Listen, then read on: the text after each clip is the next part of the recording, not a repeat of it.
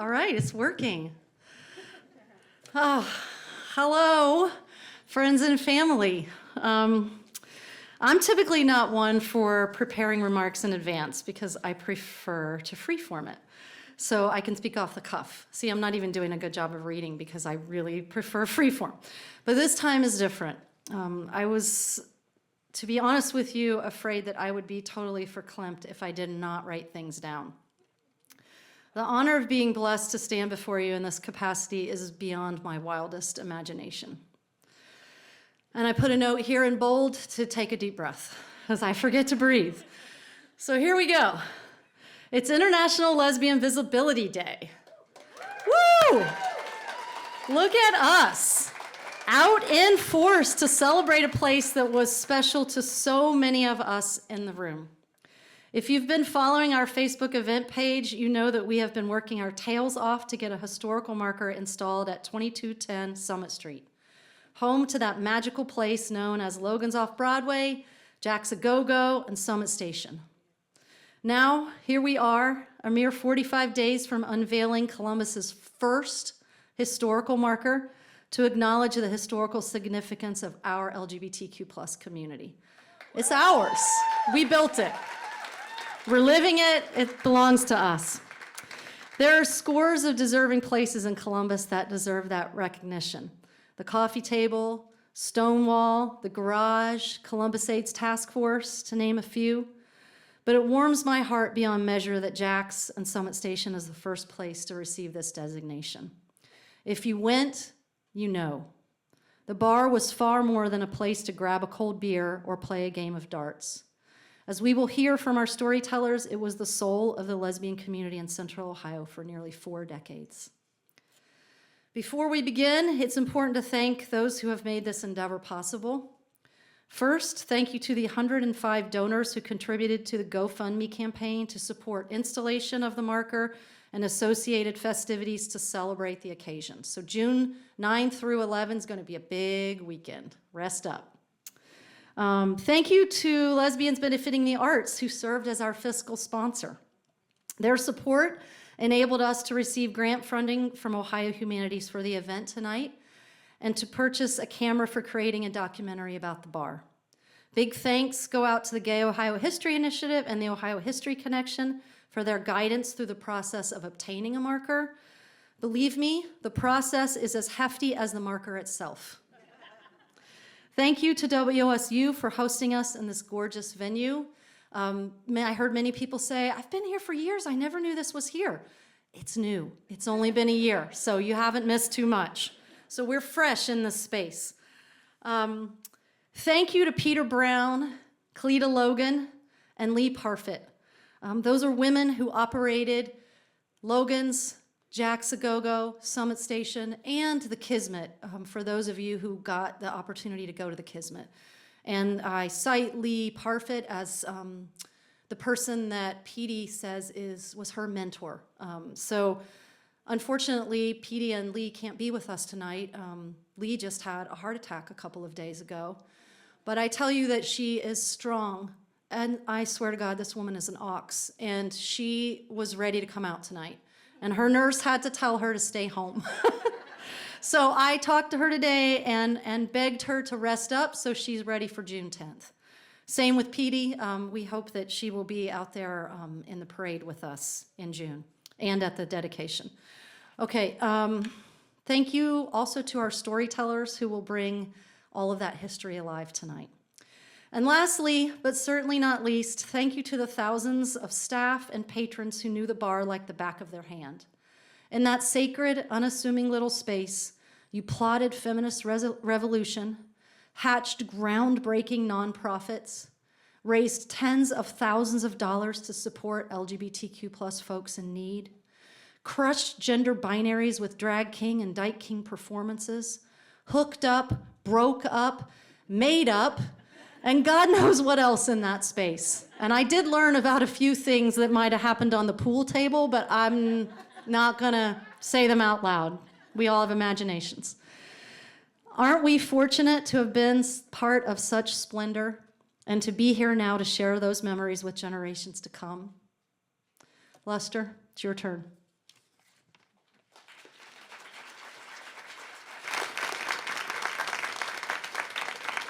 Oh my goodness. So many words, and none of them quite capture how truly blessed that I feel that I have stayed alive under threats, under duress, under horrific breakups. You know what I mean. To see this now a public affirmation of our lives. Never would I have imagined that we could be here on public broadcasting, WOSU, talking about dykes of our lives. And it is something that Julie and I used to just kind of dream about when we talked about just wanting to preserve our history. We came along at a time when so many things were happening, and it was a question always on our mind, what was going to happen with the history? My great-grandmother, you all, if you ever hear me talk, I always bring her up. Florence E.A. Adams is just tickled at what this pair of salt and pepper hillbilly river rats has been able to manifest. So many of the stories that we hear about our lives, especially when we're growing up, are about only the trials and the tribulations, making us fearful of our lives, limited in our thinking about our futures, and really even thinking about what we came from because we're only told about the shame. We don't get to hear about why we're still standing, why we're still smiling, why we're still got the bandana on and the arms up, ready to fight and do it. Ohio is the heart of it all. It is. Nothing in this nation happens without Ohio. And that means that the dykes here were fierce as hell. The feminists here set the tone for women's movement throughout this country, and folks need to know it. We don't just chuck patties here, tip cows over, shuck corn, drive around 270 with our automatic weapons, telling people, demanding that people, stripping folks of their rights. That's not just what we do. We thrive. That's what we do. Time and time again, we love on each other. We create what we need. We talk about it. Who would have thought it? In the most unassuming, divey shack of a bar. I'm sorry, Peter. But many a bucket was empty, drip, drip, drip, and that drip stayed the same for all the years that I was there. This bar where lives were saved, valued, redirected towards living, where lost souls found their familiars, where Christmas would be less lonely. Jack's A-Go-Go was a fantasy land, full of smoke and haze, Summit Station, dancing women, all kinds of cheek to cheek. The coldest mug, you got that, huh? Let me say, all kinds of cheek to cheek. The coldest mug and pictures of draft, the crack of the pool balls, always a clap on the back, a smile, care. That's what it was, care. Before I say this last piece, I agonized over what I was gonna wear tonight. You know, in the same ways on those Thursdays, if some of you remember, I have a whole pile of clothes on my bed trying to find the right t-shirt to wear to the bar to catch an eye, maybe. So in that honor, I was like, well, this is kind of dressy and all, but let me really get Summit Station on. Oh, no. I had to get me a flannel. And suddenly I feel real comfortable. I'm ready to go now.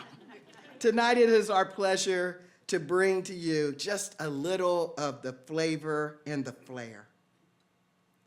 folks ask me a lot of younger folks ask, what was so special about it? What was the big deal? Isn't it better now? What did this every night, ladies' night mean? What did we miss? Oh, darlings, wait until you hear. Without further ado, now if we can get this working right, it's me. So there'll be technical difficulties. I'm just telling you ahead of time. I would like to welcome to the stage Willie Young. She started frequenting Jack's with friends from her women's studies class in '76 when she was a sophomore at Capital University. The bar was a community hub where you could find out what was happening. She often credited these early exposures to lesbian community with shaping who she would become as a person and how she would craft a professional career, always being out, even when most of the persons her age did not choose to be publicly queer. Please welcome to the stage, Willie Young.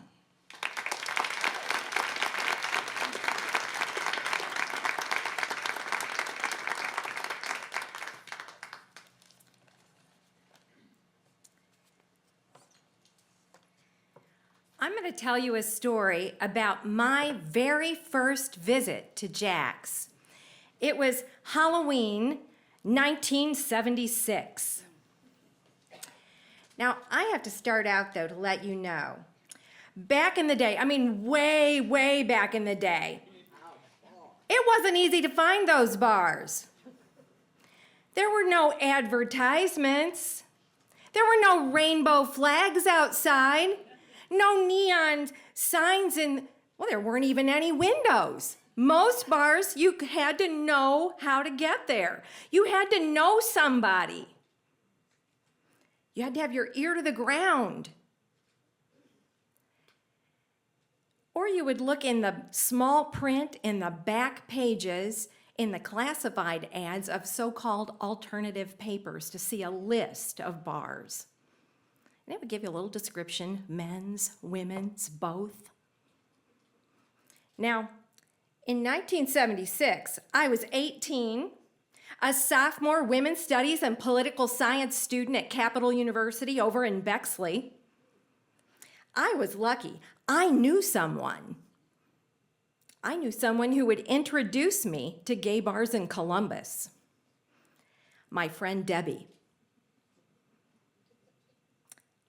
She was a Cap alum, a couple years older than me, but she was in some of my women's studies classes, and she said, I'll take you out.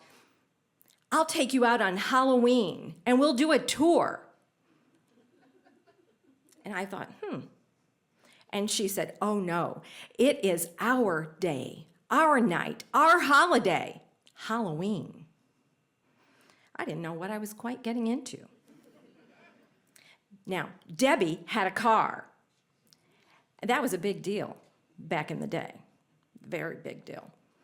Transportation.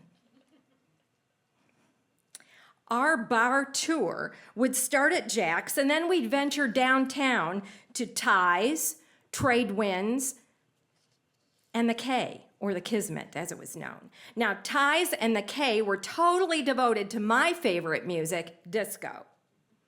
I was very excited to be going out that night, my first venture into gay and lesbian bars, 2 disco clubs, and a Jack's, my first ever lesbian bar.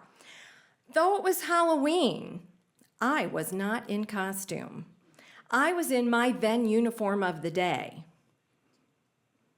A look very similar to what you would see in a few months when a movie debuted, Annie Hall. Remember how Diane Keaton looked?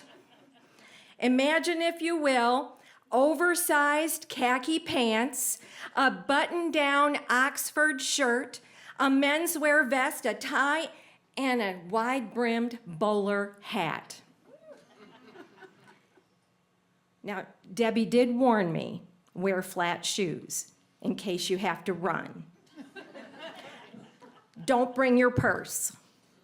Everything you need should fit in your pockets, just your keys, your fake ID, and some cash. Upon arrival, our first consideration was parking. Park on 4th under some illumination. Watch for police and men from the bar next door who were frequently harassing patrons. Be aware, be confident, don't be alone. The same for departing, never alone. The exterior of the location was pretty nondescript. There was on the wall above the door a large sign that said Logan's Off Broadway.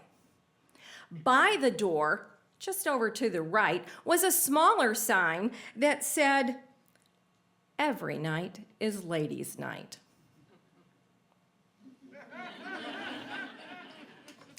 It also mentioned that there was a cover charge for men. $5, as I remember, which was a lot of money back then. Am I right? Yes. Mm-hmm. Of course, that cover charge was to discourage men who might want to wander inside. Now, entering the bar, we pulled open the door, and I was startled to notice that everyone, and I mean everyone inside, turned to look at whoever was coming in. I later learned that was for safety purposes, maybe to check people out too, but safety, because police, hostile men, or even a jilted lover might be coming in to cause trouble or start a fight. Patrons always had to be aware. Now, my friend Debbie showed me just inside the door at the bar, someone would check my ID and stamp my hand. They would stamp the less desirable stamp for low alcohol beer for those 18 to 21, or the stamp that said you were 21 or older and could drink whatever you wanted. Now remember, I was armed with my fake ID and my smile. Then we stepped further into the bar. It really was all women. It really was all women. Mostly young, mostly in couples or small groups, and it was easy to identify the tribes. Sports dykes, students from the various colleges, OSU, Capital, CCAD, Ohio Dominican. We were all there. Feminists, now they would wear jean jackets sometimes with buttons that would identify their political leanings. They might also wear a labrous pendant. There were working women, baby dykes, tomboys. We were all there. Only later did I actively wonder, what happened to the older women? You know, the really old ones, 30 or older. They seem to be largely absent to my eye. There were a few women in Halloween costumes, mostly humorous ones. At Jack's, though, it was mostly casual dress. I noticed there was nobody in a skirt. In fact, most patrons were in a variation of what I would call the 70s lesbian uniform. It's already been alluded to here. Jeans, t-shirt, flannel shirt, and so-called sensible shoes. As always, I was overdressed. Now, Debbie showed me to the bar where she taught me how to get the attention of a bartender, get a beer, pay, and leave a tip. Always leave a tip. There was also a sign I noticed over the bar. Free beer tomorrow. Only after getting a beer did I really get to look around. The bar was long, and some women were seated there. Others were at tables scattered throughout the space or in booths beyond the bar or along the wall opposite the bar. There was a pool table located in front across from the bar. The game was classic 8-ball billiards. And Debbie explained to me the etiquette of how you indicated playing an interest, or an interest in playing. It was too complicated for me to tell you about now, but the play was competitive and there was a crowd around the table. The dance floor was in the back on the right, and the jukebox was along the wall nearby. Walls around the dance floor were mirrored so you could see, watch from all around. Musical selections were everything from country music, American standards, rock, Motown, R&B, and a few disco tunes. Patrons danced singly, as couples, in small groups. Popular that year, Love Hangover by Diana Ross, Elton John's Don't Go Breaking My Heart, and early disco hit You Should Be Dancing by the Bee Gees.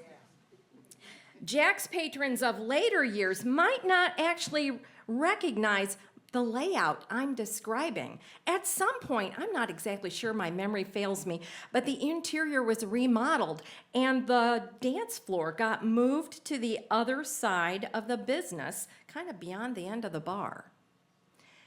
Bathrooms were in a hallway down past the dance floor, to the back and to the left. There were women making out in the hallway. And around the corner. On the left was the first restroom, which was technically marked as for men. I was told anybody can use that restroom. And in fact, it's probably quicker in and out of that particular restroom. Now, this restroom served for what purposes we would now call it in today's parlance, the all genders restroom. At the end of the hall, there was the women's restroom. I was a bit startled to learn that there were women making out in the stalls. But I learned that a well-mannered patron would never, ever take the last stall for drug use or sexual purposes. Etiquette, very important to know. Now, back out on the dance floor, I took my first of many spins. It was exhilarating to be with lesbians at our own space, when just being there was an act of courage and it was defiance of larger cultural norms. I soon became a regular at Jack's, and in fact, I took on the role of being a Debbie. I became the mentor, taking a lot of young lesbians from Capital University to the bar and giving them a tour. We danced. We played cards, talked politics, feminist organizing. We had our share of beers. We counted on being able to pick up local feminist, gay, political pamphlets and alternative publications at Jack's. We scouted the business cards on the bulletin board because that would be evidence of lesbian professionals or lesbian-friendly businesses in the community. We checked out the flyers posted about upcoming events of interest. Sometimes we camped all evening at a table. Other times we stopped into Jack's as a preliminary to later heading downtown to the disco clubs. Jack's was a home base for lesbians and lesbian community. And my friends, we took for granted that it would always be there. Thank you.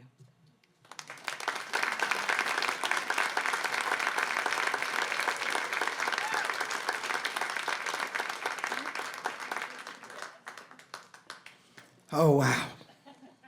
Awesome way to start. I should have said at least that Willa was such a mentor to me. I didn't even know it. I watched her. I worked for her over at OSU, and I would watch her to figure out like how she had all these friends that were doing all of these things outside of the bar.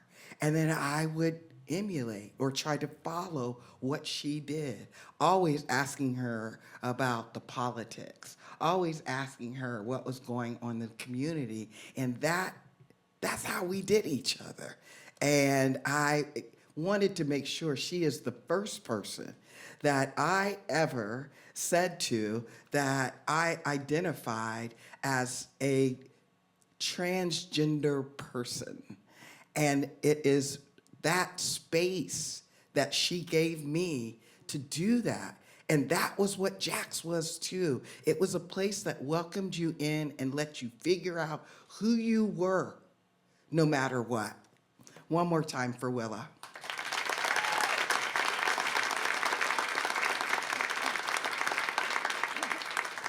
Up next is Shawnee Scott. Some of you might know Shawnee as Maxwell, but my brother from another mother, my sibling that was a surprise, didn't even know that we were siblings, and that's how it felt.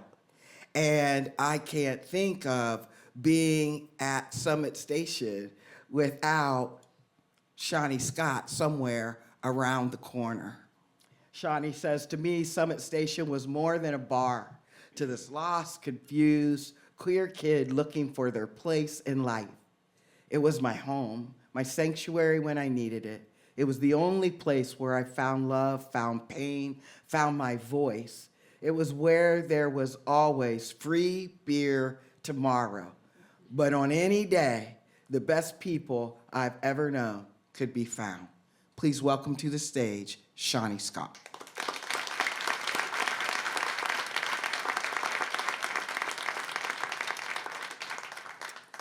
Oh, look at this gorgeous crowd. All right, so I'm gonna be frank with you all. I don't remember a whole lot from that time period, but we're gonna try our best. The one thing I do remember, like I don't remember how I first started going. I don't remember who took me. I don't remember why I was there. I don't remember how I got there. I just know that once I was there, I never left. Like seriously, never left. Like I was there when it opened, and I was there when it closed. I'm pretty sure I had a job. I don't remember what it was. I just remember always being at Summit. It was, I even worked there for a minute. Like, I wasn't hired, but I just ended up going behind the bar, and I would pour drinks. I would pour beer. I didn't know how to bartend. I mean, somebody asked me for what is it called? Like is it a Black Russian or something like that? And I just looked at them like, look, can you pick one of these taps here? I know how to do this. This is what I do. But yeah, but it was my home. It was a place where I know on any given night I can go in and I'd see my friends, more than my friends. I mean, they were family. I would you know what? Let me pull my notes. We're getting a little older. This is what I do. Oh yeah, okay. So Summit it's where I first saw my first His King show.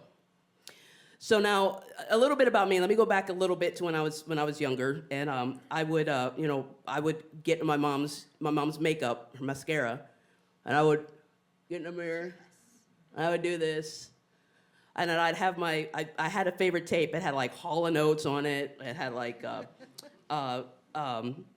it had Loverboy on there. It had like other these rock bands. And I'd have my guitar, my guitar, which was a tennis racket with a macrame string. And I would rock out. I would just rock out in my living room. I was always lip syncing. I was always putting on a show for myself because or my sisters, but they were young. They didn't know what was going on.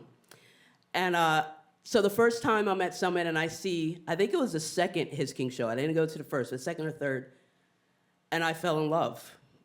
And I swore I became a part of that group immediately.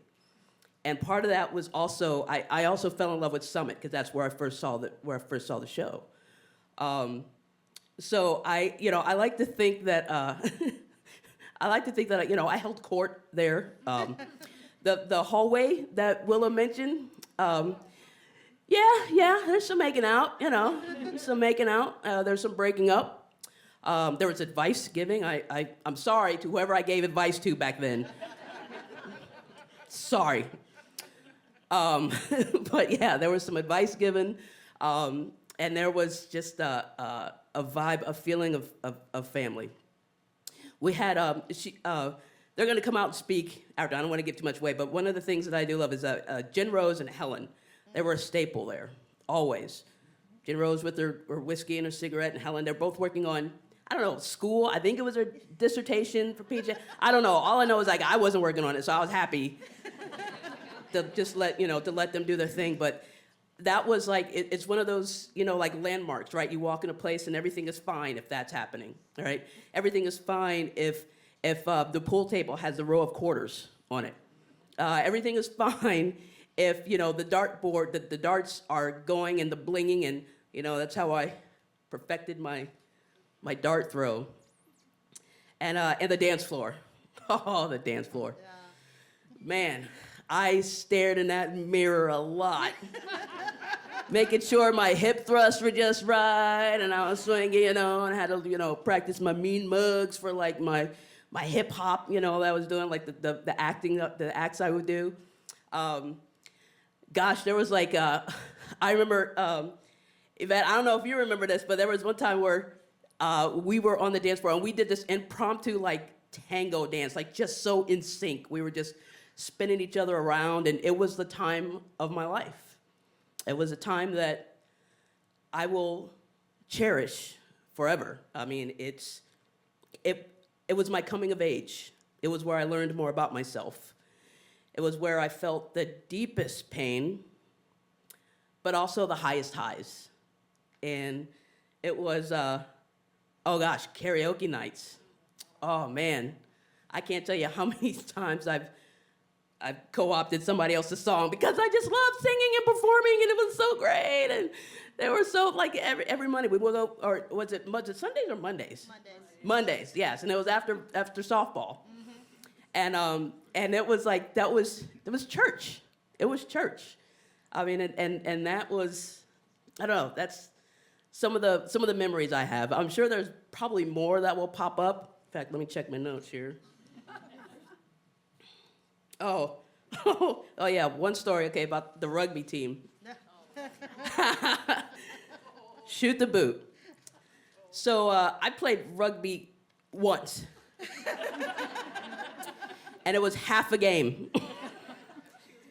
And there's the hooker there. I was a number 2. And I remember that my friends were telling me oh man, it's great, look, I lost a toenail, and look, I dislocated this pinky, and I think I got a concussion. It's so great, you should play. And I'm like, all right. So I played for half a game, and it was terrible. But I loved it when the rugby team came in because it was I knew it was definitely going to be a party. They were the rowdiest, craziest folks. And shooting a beer in somebody's rugby cleat or boot, and they drank out of it. I mean, what a glorious time. What a glorious time to be alive. I'm sure there's, like I said, I don't remember a whole lot. I just remember little moments that just made my heart happy. Little moments of oh gosh, one night drinking Mind Erasers all night. And that's the only thing I remember about that night, was just drinking the Mind Erasers. I don't know what happened afterwards. The drink did its job.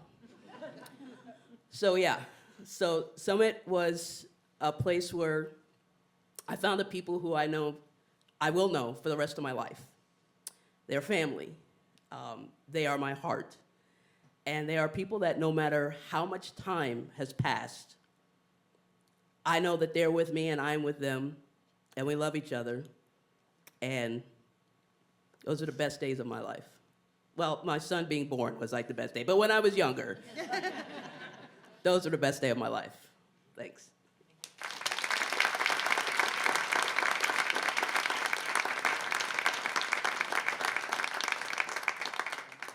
Shawnee. I might know why you don't remember. Oh my goodness. So many memories come floating back. I was 15 and a half. I can say that now. I'm much older. When I came in there. And I can tell you that I wouldn't be standing here had I not had some seniors not threaten me to not tell anybody where we were going. And I got in that car that fateful night and rode up here and never looked back. Every couple weeks, I knew if I could just hold on. I didn't even drink then. I didn't do anything. I was a good little church kid. But I would go in there and see all those women. My eyeball sockets would hurt from my eyes being so wide. I mean, I'm from the country, the real country, you know, and to see these women up there just as proud as could be, standing up there, swinging each other around, woo-wee, that was enough to last through the week. But all jokes aside, it was a lifesaver. Just knowing that you could open up. You just had to get to the door and open it up. And when you stepped inside, it was like a time change or something like closed in behind you and you were protected there. You didn't care about anything else that was going on. Though that's what I hope that you are seeing. Jen Rose Fitzgerald. Oh my gosh, I'm not going, you know, Jim Rose. I'm not going to read it. I'm not going to read it. She said, shoot from the hip. And so what I'm going to say is that it has also been Jen Rose's relentless support for us trying to keep the history going of the days of our lives that has kept me motivated in it, Jules motivated in it, and as you know, we are all social scientists. We met in the Women's Studies department. So what else can we do but really look at our history and try to preserve it, try to make sure that everybody knows that it means something. And so, of course, Jen Rose has one fantastic series of stories that I'm sure that you all will enjoy. Please welcome to the stage, Jen Rose Fitzgerald.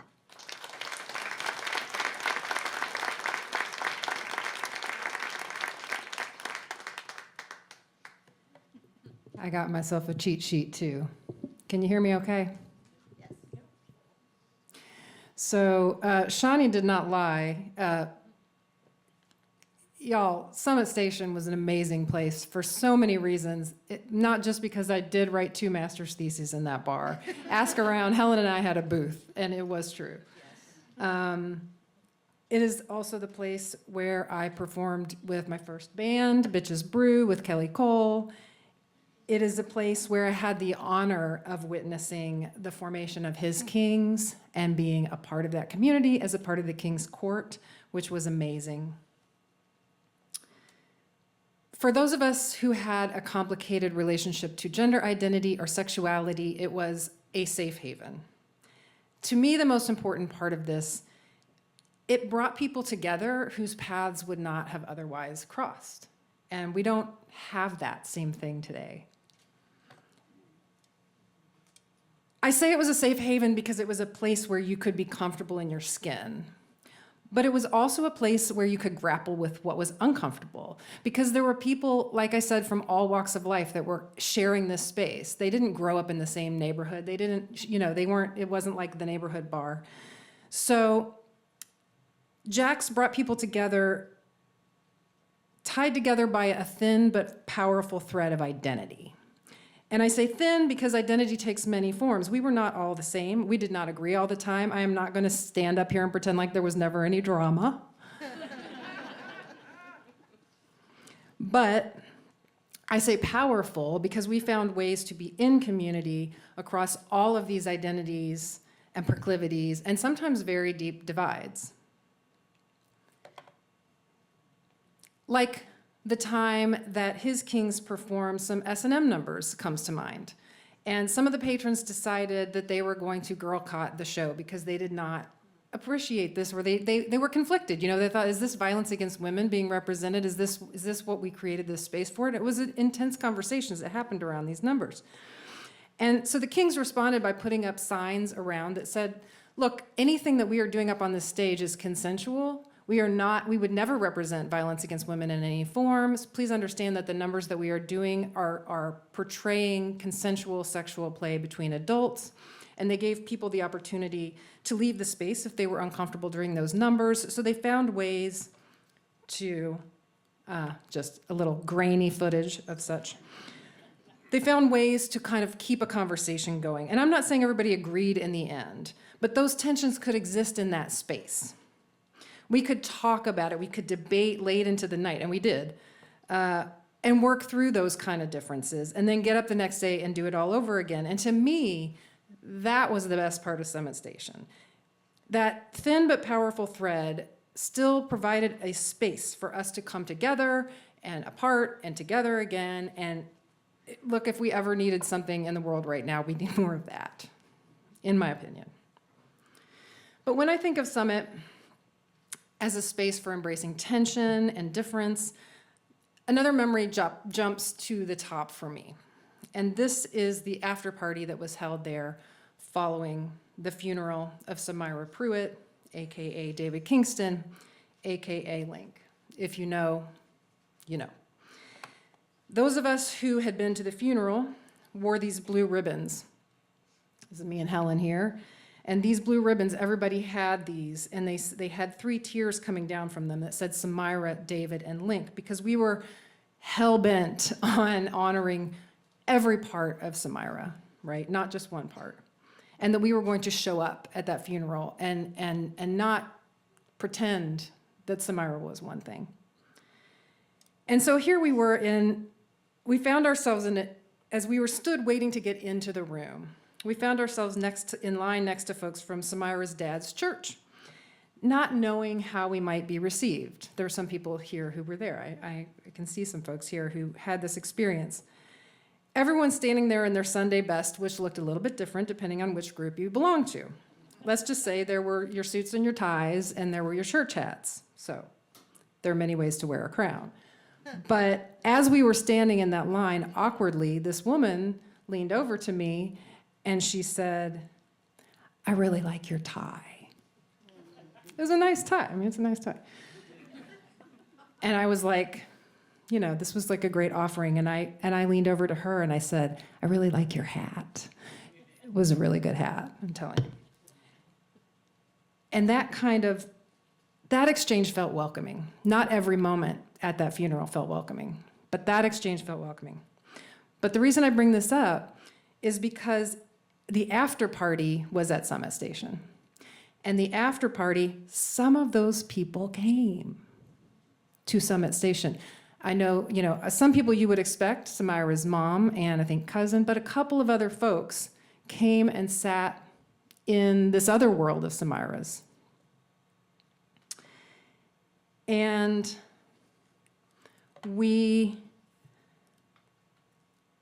they didn't just come, they stayed when we played videos of Samira's performances, some of which were a little risque.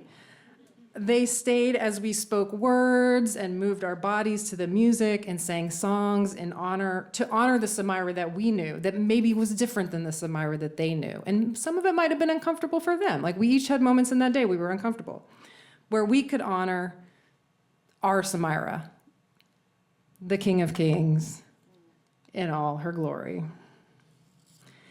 This was our church. I love that Shawnee said that. This was our church. And they were invited because as long as you didn't hurt anybody or act hateful, everyone was welcome.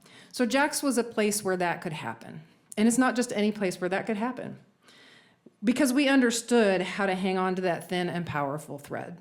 And we knew how to work through tension and still manage to find some common ground. And I thought that was pretty remarkable. That really stands out to me.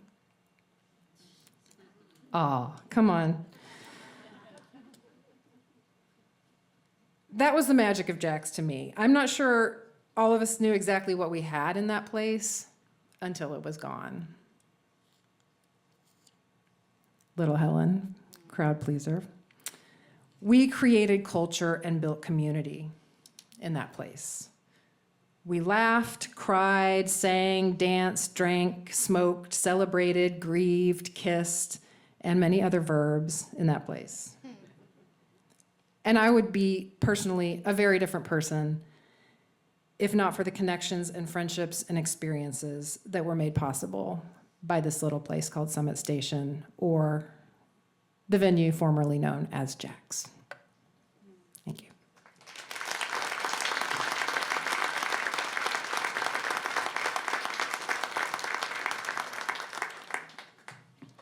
Jen Rose, this story just reminds me how many people we took care of. People's houses catch on fire. Sometimes women's husbands and families would do everything they could possibly do to ruin their families. And the Summit community, the Jacks, to me it's Jacks a go-go. It's Jacks a go-go, always. They would come together.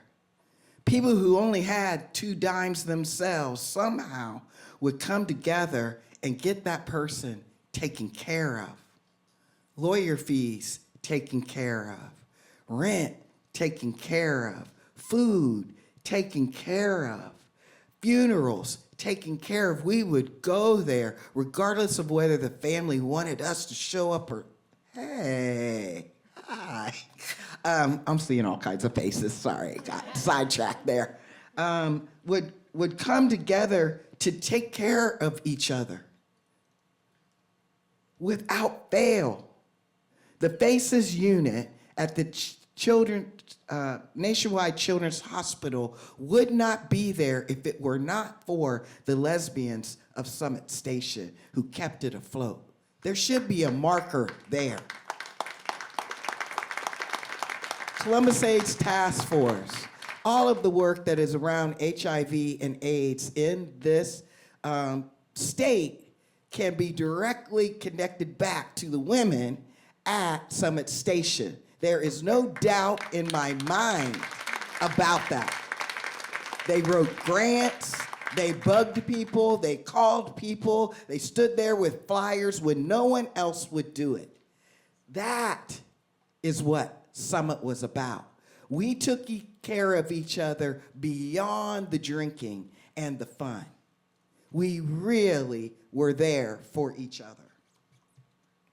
Next, this is my cousin.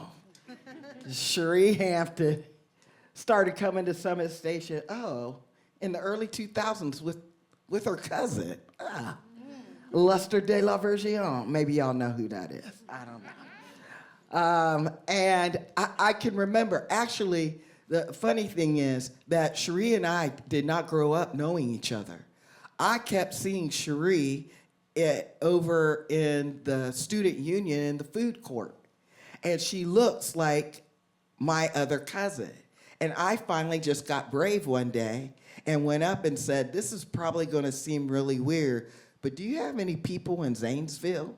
And she was like, no, weirdo. But I kept sort of following around. Long story short, we actually found out that we are blood relatives. And Cherie had an amazing repertoire of music. Ask this person anything, and she can pull it out. And she had wanted to be a DJ. We had started this thing. She wasn't really, I can't say totally out, I guess we would say. Didn't really have a community. So I invited her, which is what we did. Oftentimes, that was the thing. Oh, come on, you interested in this? You like coming to take back the night? Maybe you want to come up to the bar and have a drink, and see what happens. No pressure. Let's just come have some fun. And that's what I did. And all I can see now is her sitting in the DJ booth. Please welcome to the stage, Cherie Hampton.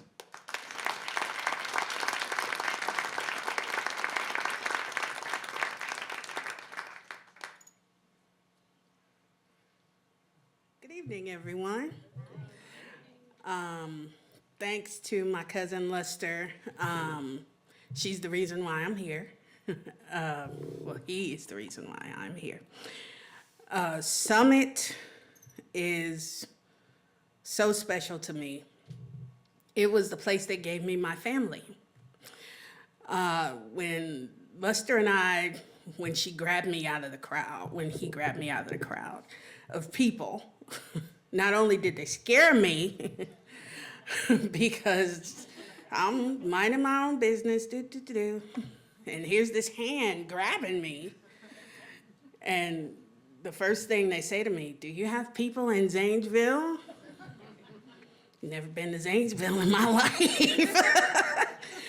So it's like, no. And she was like, "Well, you look just like my cousin so-and-so." And I'm like, okay. And we just had this conversation, and lo and behold, they led me to Summit. And they asked me if I would like to be the DJ for some His King shows and events. And I said, sure. I love music. Music is really one of the backbones of my life. And I love to share that love with other people. Summit was transformational to me. At the time that it came into my life, I had just lost both of my parents within 2 years of each other. I was 22 and decided, hey, I'm gonna live my life for me, and I came out. And Summit gave me the place to be who I really was. It gave me a foundation where I could come in, be who I was. If I wanted to dance with a cute girl over there in the corner, I could.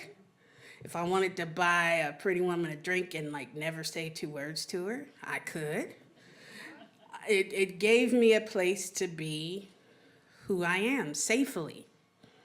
It gave me a family. His King's troop, Lester, their family, they are all considered to be my family, not just by blood, but by choice. They took care of me. It was very hard to be somebody who's on their own in the world, no parents, no guidance. And at 22, you kind of need a little extra because you're trying to find your place in the world. And Summit and that family helped me do that. It was a joy to just come in there and spin music and watch people get their life on the dance floor. There's nothing better than building up that energy, and everybody's on the dance floor in a frenzy, feeling good. And to me, that's love. That's giving love. That's sharing love. It's being free and being happy to be alive and in a place where you knew without a doubt that you were loved. That's what Summit, Jack's a Go-Go, whatever you call it. When you walked through those doors, you were loved. And that's what I'm always going to carry with me. Thank you.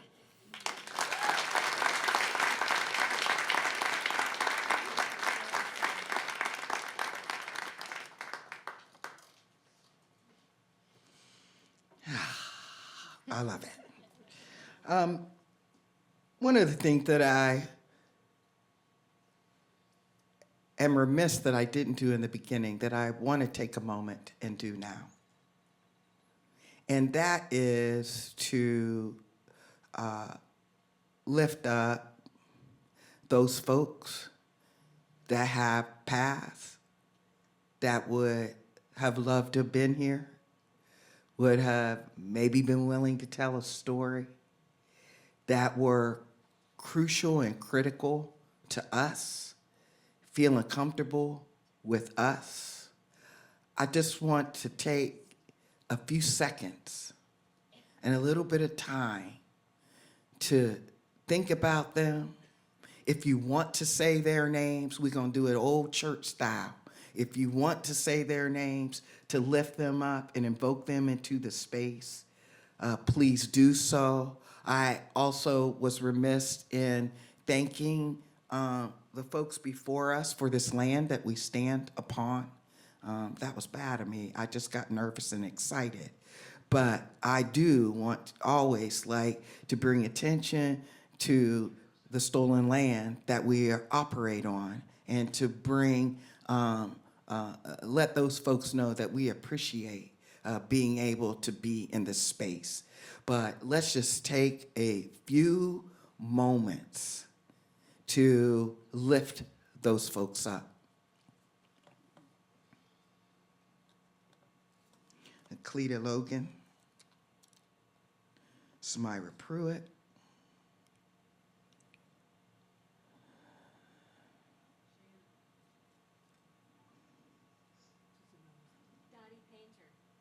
Dottie Painter,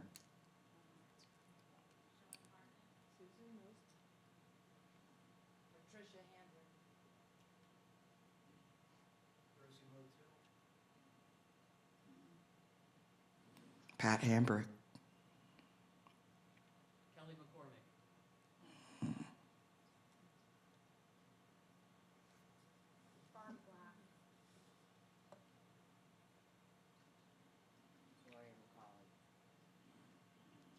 Nancy Lee. Nancy Lee. Robert Musulo.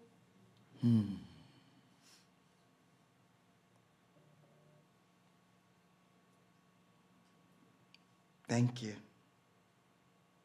That name, Nancy Lee. For those of you who don't know, she was a bartender. She was the first black person I met that was out. I didn't even think that was possible. And what was also great about it, she was from a really small town like me. And when I first, I kind of went there for a while, and then some things happened in my life and I didn't. And when I popped back up, I would always show up. I worked a late shift, so I wouldn't show up until about 11 o'clock. And I didn't talk. I didn't talk a lot. I know, it's a surprise. But I didn't. And I would come in there and I would order a Jack on the rocks, a pitcher of beer. And I would sit on the end of the bar, and that's what I would do. Wouldn't talk to anybody. If she'd say something to me, I'd talk back to her, but that was it. At the end of the night, just because of my nature, I could see that there would be help needed to clear up tables and things like that, and I just would do it. And she never said anything, she just let me do that. And then when I'd get to the door, she'd say, "See you tomorrow?" I'd say, "Yeah, right on." And I would go. And I don't know how long that went on till she finally said, "Kid, what's your story? What's your story?" And by the end of probably 3 or 4 nights, I had told her what my story was. And I started being the night person helping to close. You know, I didn't ask for that job. What it got me was a free pitcher and a shot every night. Maybe 2 shots if I was lucky. She was hard-nosed. She took no stuff. And you did not treat anybody without anything other than respect when Nancy Lee was around. And she also helped me learn how to be proud in all that I was, because I was ashamed of my countryside even then. And Nancy Lee helped that. And that's what these people that we lift up and put out, that's what they provided for us. That's what we're trying to do, is to make sure that their lives were not in vain, and to make sure that in the best way possible, we can add brilliance to their magic and their wonder and their stars. Deb, I'm not even gonna say it. Kuzawa, did I do it right? Kazawa. Yeah? Hopefully. Now, I've known Deb for 100,000 years. And that's sort of how it was at Jack's, too. You would know a person, somebody ask you their last name, you wouldn't have an idea. I have an idea about it. I have known Deb, I know nicknames, been to her house, hung out, still don't know how to pronounce her last name, so I apologize for that. But she says, for the first moments I walked into Summit Station in the early 2000s, I felt seen and accepted as a queer femme. Summit became a safe place for celebrating and debating the small and the big things in life. My go-to place for hosting fundraisers and events such as Lady Fest, Ohio, and Ginger's Mystery Box. To me, Summit, Jack's, has always represented friendship, freedom, and community. Please welcome to the stage, Deb.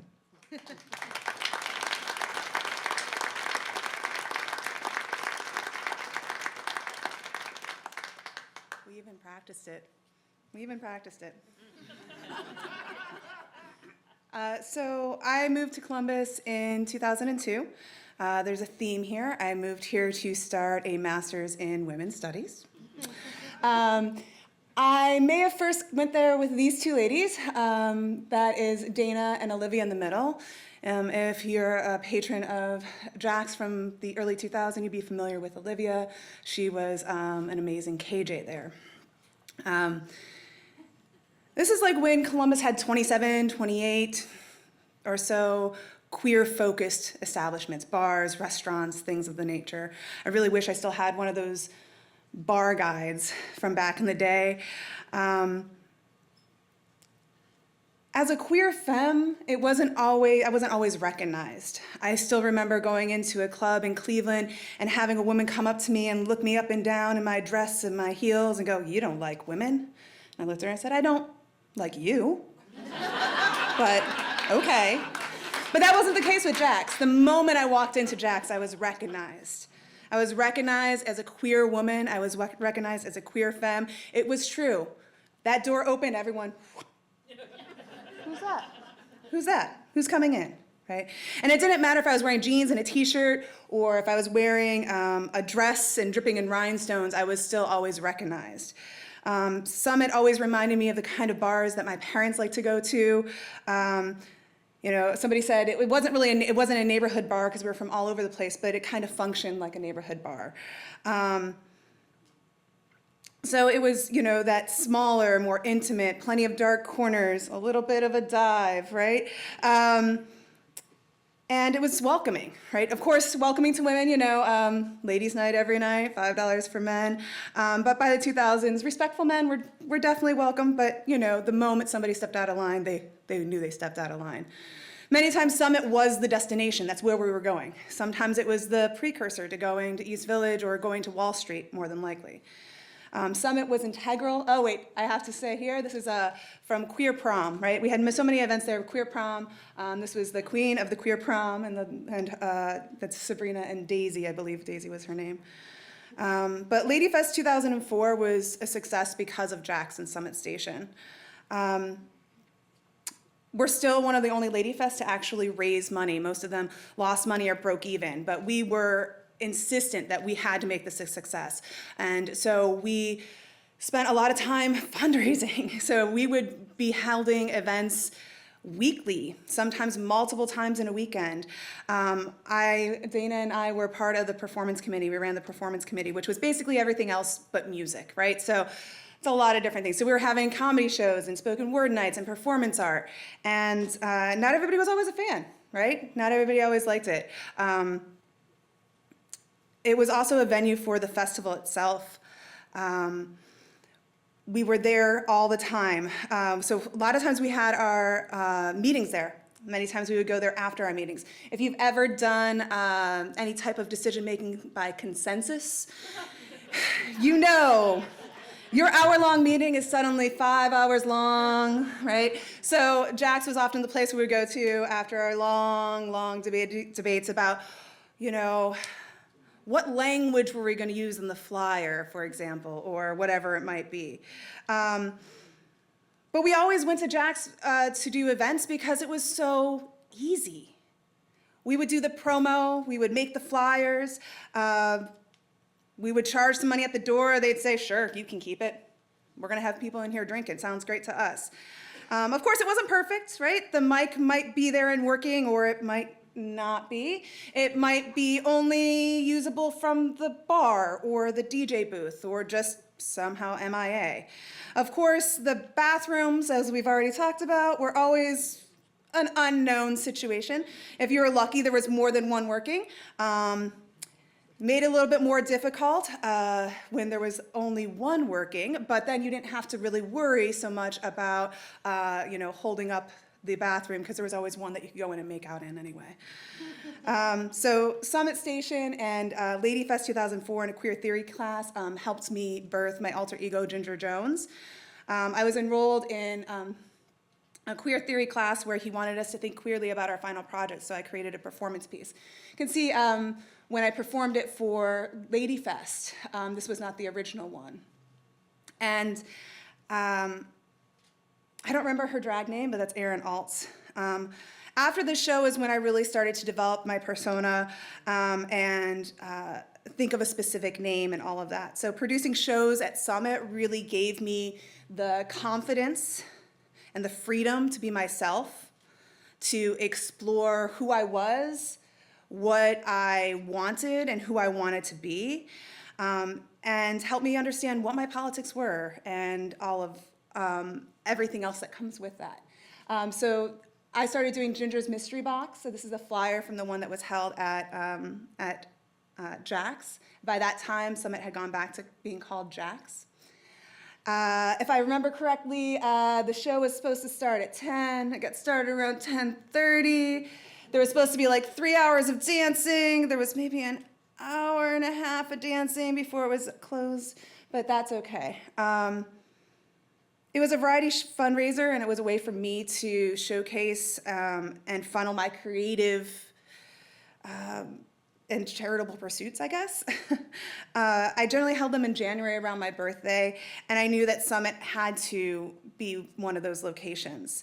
It became a home base for me, whether that was queer prom, going for Olivia's weekly karaoke. I don't know if she's here, but what's up, pussycat? There she is, there she is. Guest bartending, which was always more fundraising, and again, I wasn't making fancy drinks. It's like, which beer do you want me to pour for you? Do you want a shot? I can do that as well. Birthdays, Christmas, Halloween, always, right? Halloween, second Christmas, really.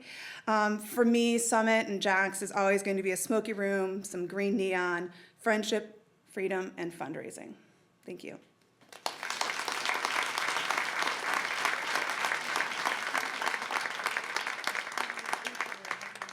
Thank you, Ginger. Oh my goodness. So that what we're going to do now, that is was our last storyteller. We're going to invite them back to stage.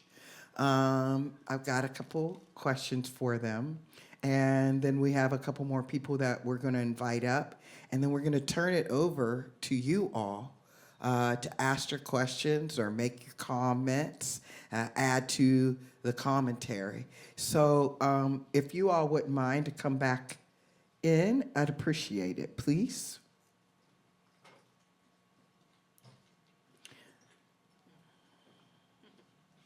That's it, creep on in. Bum, bum, bum, bum, bum. What's that leaping lesbian song? Who was that? Meg Christian. We were trying to find it. I could not, Sometimes the 70s catch up with me. And I could not pull the name up to save my life. We thought that we would, have that song playing.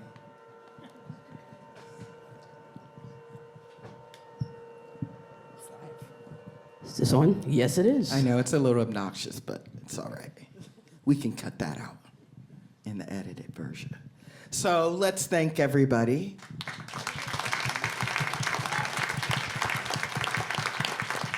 Who's missing? Oh, Gingy. I guess she'll be out in a moment.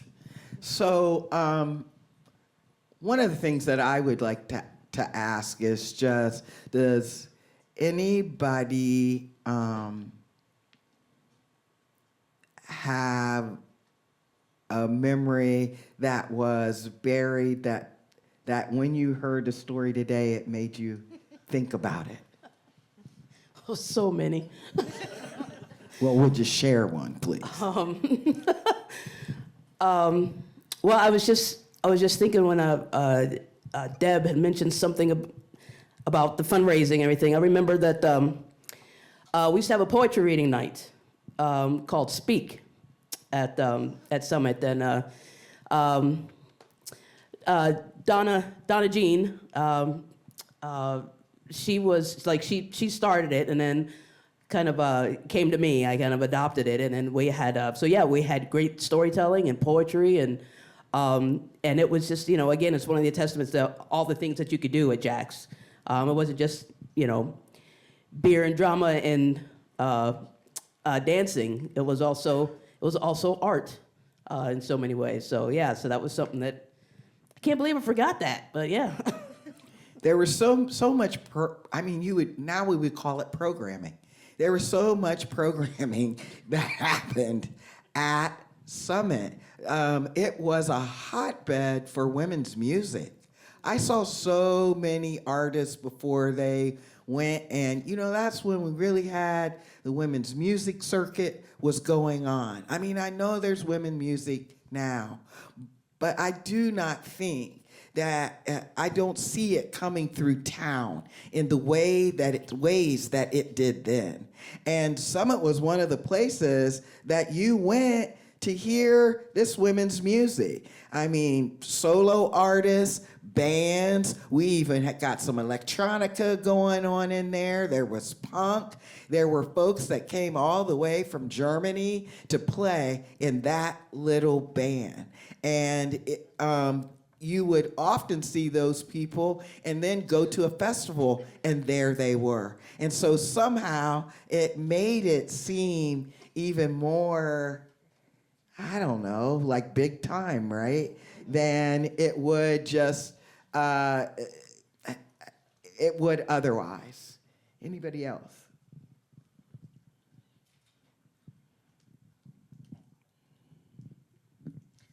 I'm just going to say that when you mentioned Chris Williamson, I couldn't help but remember when Samira did the freestyle version of Filling Up and Spilling Over, if you recall. Added to rap. You all should have heard it. It was something. It was something. I was quite a bit older than the folks that were in His Kings.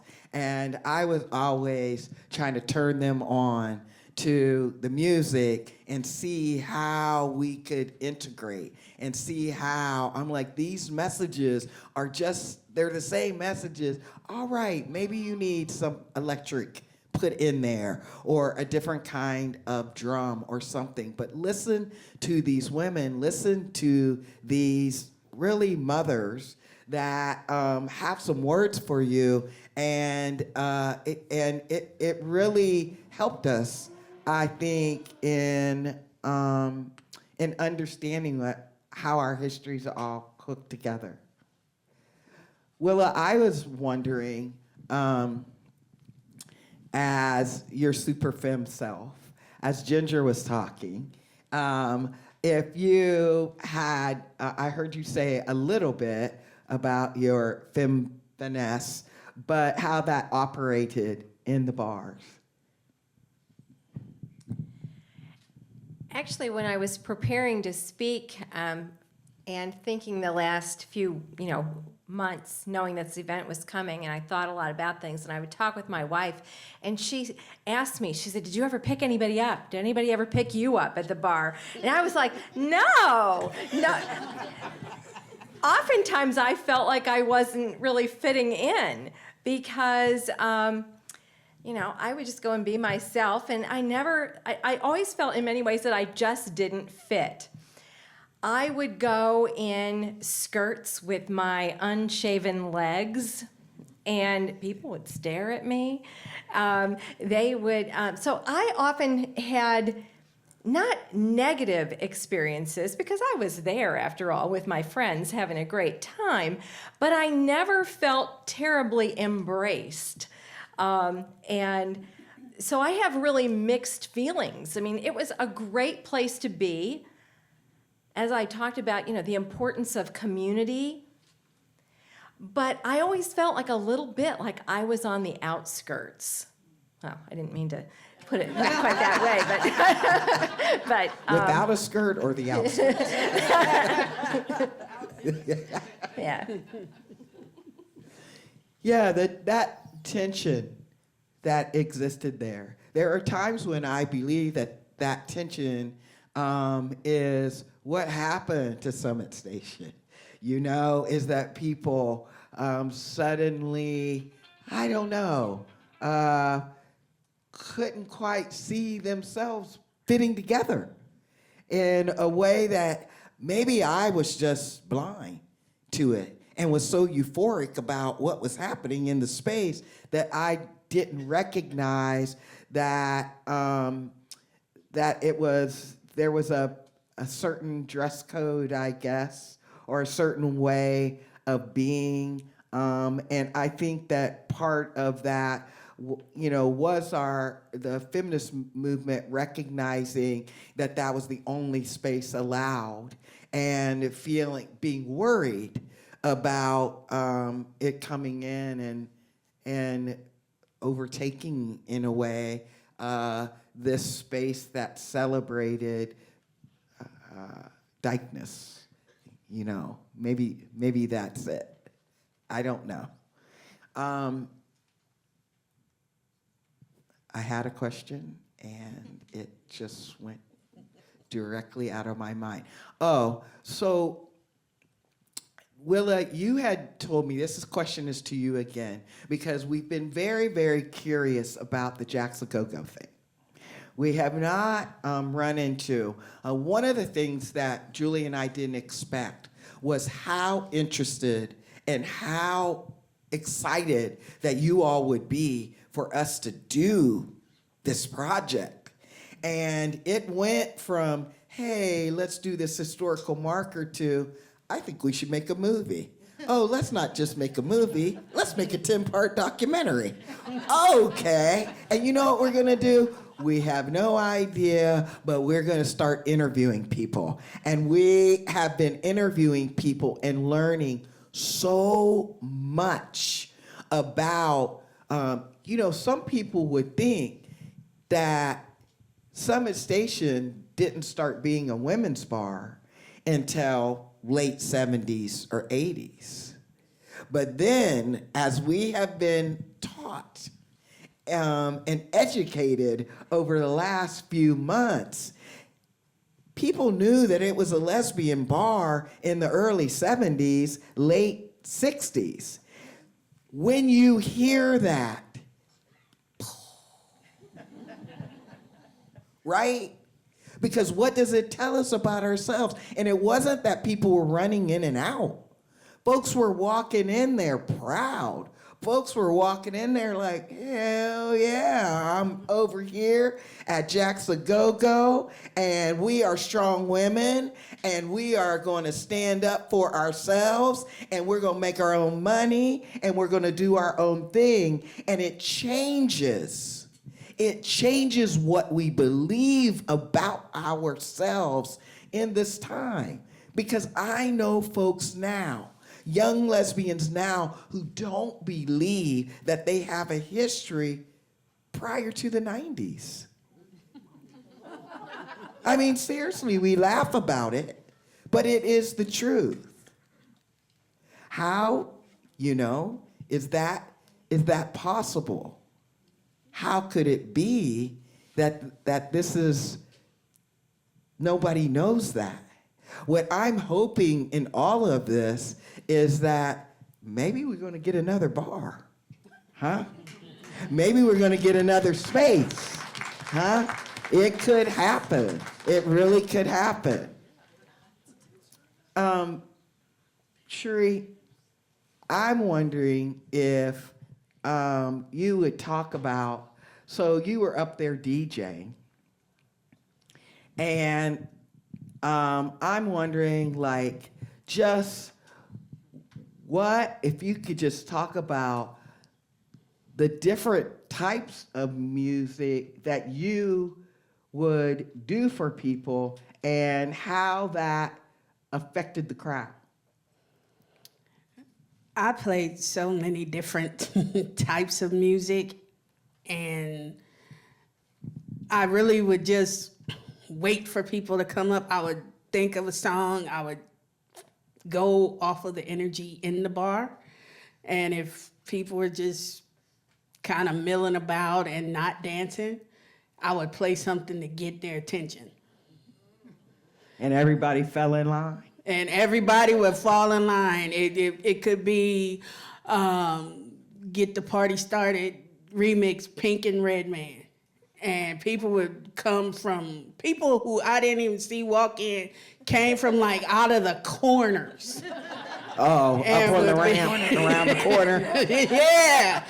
People who were probably making out in the bathroom heard that song and came out. It was just instantaneous. Like, shh. Oh, sorry, baby, this is my song.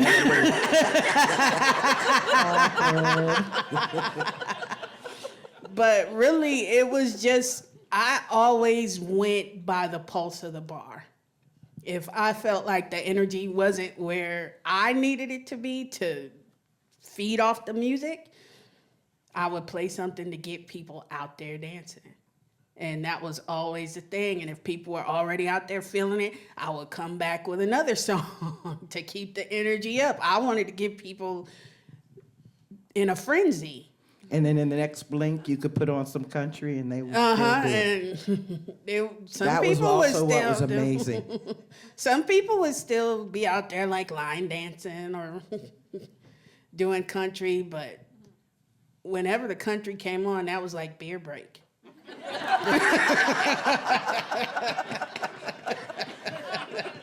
You'd have those few who'd be there, you know, dancing, doing their line dance, and Me two-stepping. yes, but that was like beer break. Then play like a couple country songs, then throw on another like heavy pop song, like Britney. And they'd be heading right back out there. I'm gonna take this moment to bring up Donna Balladad. If you come up here, please, and Jules, if you'll come up here. Another a bartender. Donna used to bartend, and Julie, some of you will remember, used to do. That's how we started over in Summit. Is Julie had a DJ night. Was it your first DJ night?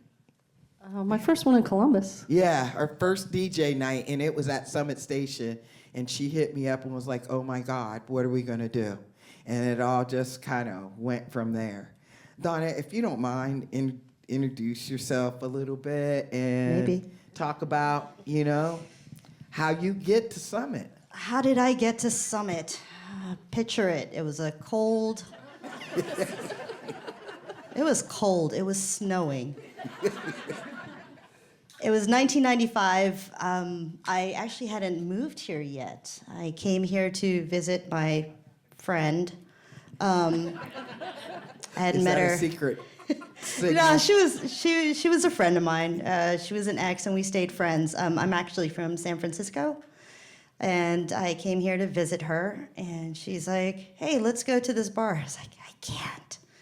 I was like, "We can't go to a bar. We weren't 21." Shh. And I walked in. So, dive bar, is that what you called it?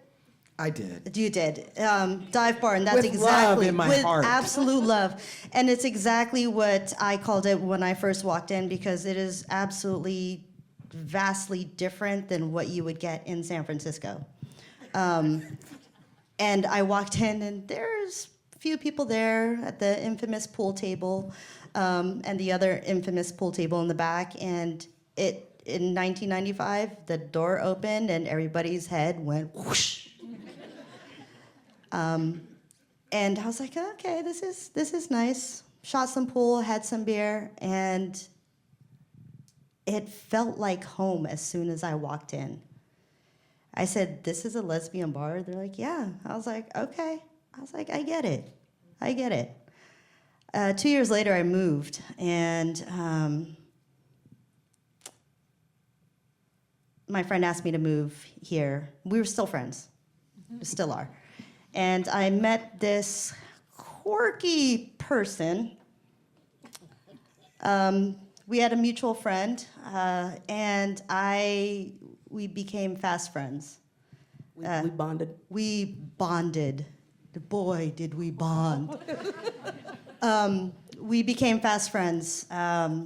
We went to Jack's night after night. She introduced me to his kings. In fact, I think I was your hottie at the time. Yeah, you started off as a hottie. I started off as a hottie. And Hotties then, were the ones that wore the mini skirts. yes, that was a mini skirt too.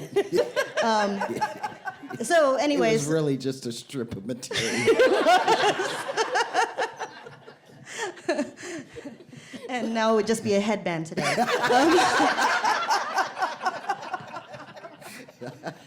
And there were many nights at Summit Station. You would be off on the west side. I would be in Clintonville, and that was just our meeting spot. And I was recruited to bartend there. I am horrible at names. Judy? Was Judy one? Was Judy? Judy was manager then? Yeah. Yeah, so Judy convinced me to bartend there. She thought I would be great there. I said, I have no idea how to bartend. I don't know how to mix drinks. She's like, can you pour a beer and a shot? I was like, that I can do. I quickly learned Kessler and Diet with no ice in a hurricane glass with 2 straws, or Kessler and Coke with 1 straw in a hurricane glass, no ice. I knew many of you by Rum and Coke, Jack and Coke, SoCo and Coke. And I learned the infamous Chocolate Charlie shake there. And it was absolutely fabulous. And so Summit Station was home. It was like no place other, and I may have been born and raised in San Francisco, but it took me coming to Columbus and being at Jack's to come out and be who I was. I met my first girlfriend in Ohio there, and then I met the love of my life there, and everything in between, the pain, the love, the heartache, drama. What drama? There was never Well, yeah, no never drama. any What, are you drama. kidding? It was family. It didn't matter who you are, what you were, where you came from, and always had each other's backs. Always. I remember this one time, I'm seeing a couple of faces. There was a fight that happened, and Oh, I'm no. I'm five. It was karaoke night. I'm 5'2".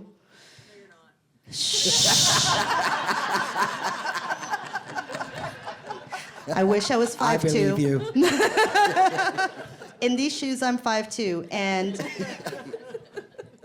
back then I may have been 100 pounds wet, and my little butt got in between two people, and I just, in the infamous hallway, there was a different kind of lip locking at that time, and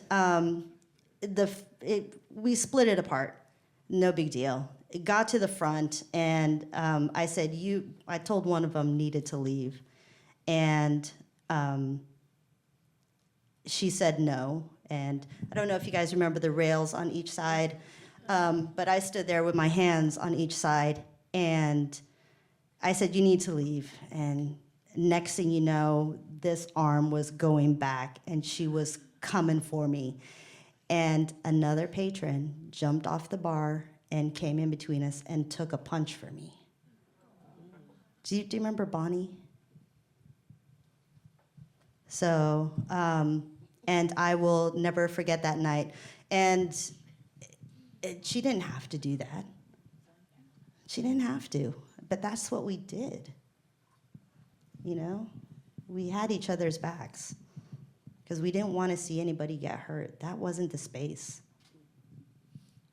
And Jax is, if I didn't find Jax, let me take that back. If Jax didn't find me, I don't think I would have stayed in Ohio.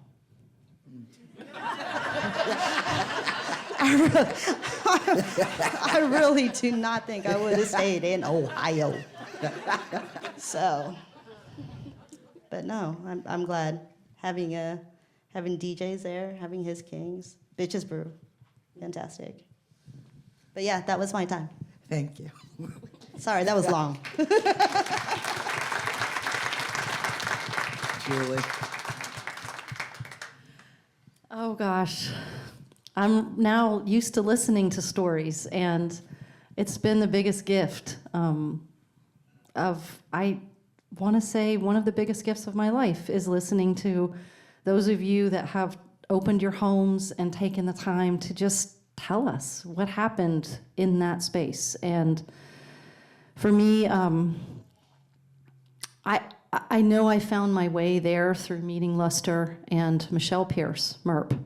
I moved to Columbus needing to get out, to finally get it sealed. I mean, I was sure I was a lesbian, but I just needed to meet some more people and have a community. And then I was like, okay, it can all wrap it up and I can move on to DC and get a job. Because I didn't have a plan except to get to seal the deal on my lesbianism after college. So I lived with MERP, who was like the most out person at Ohio University. She scared the shit out of me. And she introduced me to Ferg and Luster, and then my whole world changed. And suddenly that lease I never signed turned into 30 years. And I can't imagine my life without that space. And it's saved me multiple times, and it's doing it again. And, you know, I went through that same thing tonight of what am I going to wear? And I was like, I'm wearing that shirt. Because I don't get rid of anything, which is coming in very handy now for this history project. So I went back to the deep part of my closet, and I knew it'd be there because I don't get rid of things. And here it was. This is that shirt. That was my favorite shirt to wear to Jax. And here it is. Yeah. Amazing. I haven't worn it in a while, and tonight is the night. And that's what I have to add. Thank you. So I think, unless anybody has something that they would like to add, I think we could go ahead and open it up to the audience. I know that we have told a lot of stories, I would say, with the exception of Willa's, that have been 90s or more. And part of that is, I want you to know that we did try, but people are a little shy. And what we have also found is that folks are still nervous about being out, even though to us, people seem really out and really like lesbians and everything. You got whole festivals and neighborhoods and zip codes and stuff. So, you know, but to find that people still are nervous about doing something so public. So I do, we always love to hear those stories. And I just want to lift up that most of the stories that we have been collecting have been from the 70s, which has been amazing and awesome. And if anyone here is interested in telling a story, and you don't just have to identify as a lesbian. We've actually had 2 men, cisgendered men, call and say, can we tell a story? Because it meant a lot to me to be allowed to come in there, and we want to tell. It's part of our history too, which is something that I think that people need to hear more and more and more, that this is not just lesbian history, it's all of our history. So I'm just putting a plug in that if you want to tell a story, we are collecting those stories. Just let us know. We'll come to you. You can come to us. You can be on film. You can be a voiceover, you know, whatever. You can sit there with your back to the screen and talk. Whatever it is that you want to do, we'll do that. So this middle mic, You can come up here and ask a question. I already know there's somebody out there that's going to say, my voice is loud. Is it okay if I ask from here? Go ahead and try. I'll try and hear it. I got issues, but I'll try and hear it and repeat it for you. Questions, comments, remarks? Stories.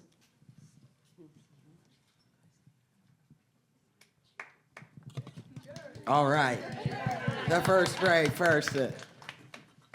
This is for Willa. I went to Capitol. I was actually only a year behind you, and I did not know you then, but I learned of you through a mutual friend, Beth Wallen. But what I want to know is, how did Capitol become such a hotbed of lesbians? Because I was so not aware when I was there. So could you cue us in? Well, I credit the fact that Capitol had, in the early 70s, one of the first women's studies programs in the nation.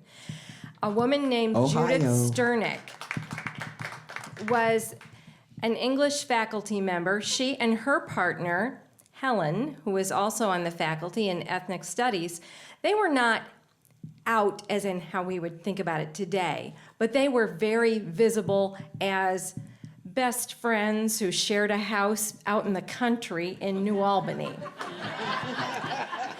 They started the Women's Studies program there, and Judith became, for those of you who are academics in the room, Judith was one of the co-founders of the National Women's Studies Association.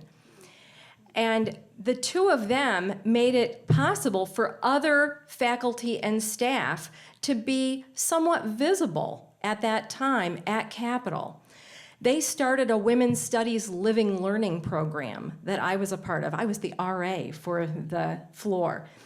And it made it easy to affiliate yourself with a group of women who had their own hall in one of the residence halls. And I would hold dance parties so that everybody would know how to do the right dances so that we could go out then to the bars. I would invite people to go with me. I had sleepovers. I remember everybody, I put up a costume requirement that you had to come and you could stay on our hall that night, and we would have like these lesbian slumber parties. All kinds of things were going on then at Capitol during that time, and it was a very comfortable place to be out.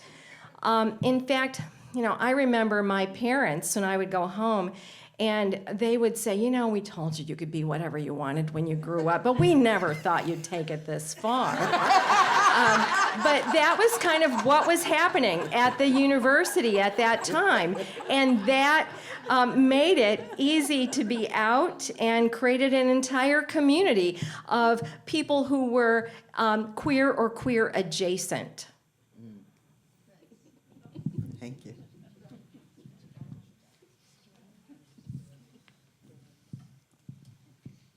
Oh, come on. While we're waiting for somebody to come up, I just want to, there's been like a common thread, kind of a little bit about how having this community saved lives. And that goes for me, 100-fold. I came out when I was 16, but nobody really talked about it. I had no one to talk to.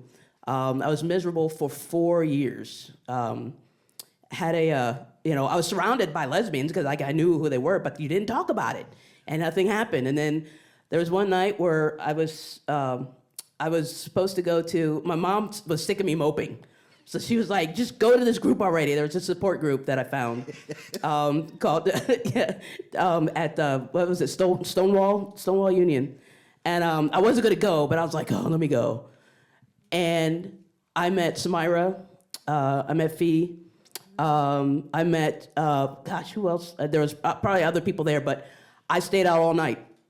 All night. We went to the coffee table afterwards. And that was my, I was just like, my eyes were wide open. And that saved my life because now I had someone to talk to about it. I remember telling him, like, when I had my first girlfriend, I think we were girlfriends? I don't know. I was new. I don't know. It was weird. I didn't know what I was doing. So I was like, I was just like, oh, I found mine. And then I just like stuck around. And then I'm like, I don't know if this is how I'm supposed to do it. But I remember, like, the first time, like, we were in the car. A bunch of us were in the car because we were always going somewhere, doing something. And I remember seeing my girlfriend walk down the street, and I was like, oh, that's my... Oh, and I got, like, real quiet. And they were all like, that's your girlfriend, say it. You can say it, you're gay. That's your girlfriend. And I was like, it's so open, so welcome. And they're the same folks who I, spend most of my time with at Summit. So it was a time in my life where I really, now I learned that I was, undiagnosed and unmedicated ADHD and, slew of other stuff. But they loved it. They loved me, and I loved them. And sometimes I'd hear, there's a couple times I remember Lester giving me a stern talking to, and I was mad at the time, but now I appreciate it. Okay. But it was, like Donna said, like, it was these people, they had our backs. We had family. We took care of each other. I could be as crazy and wild, and I can't tell you how many of the, break up, like, crying, oh, son, they kissed her, kissing somebody else. And I just lose my shit. And then, like, I have friends like, calm down, all right, let's do this, get a shot, let's take it outside. I'd cry. I'd be like, I love them. And I can't remember their names, but at the time, I was deeply, madly in love. But that was it. Like, we just had each other's back, and we took care of each other. And literally finding these folks and Summit Station, like, saved my life, because I was on the brink. It was not looking good, and I had people who I could call and take care of me. So I just wanted to say that. How many people?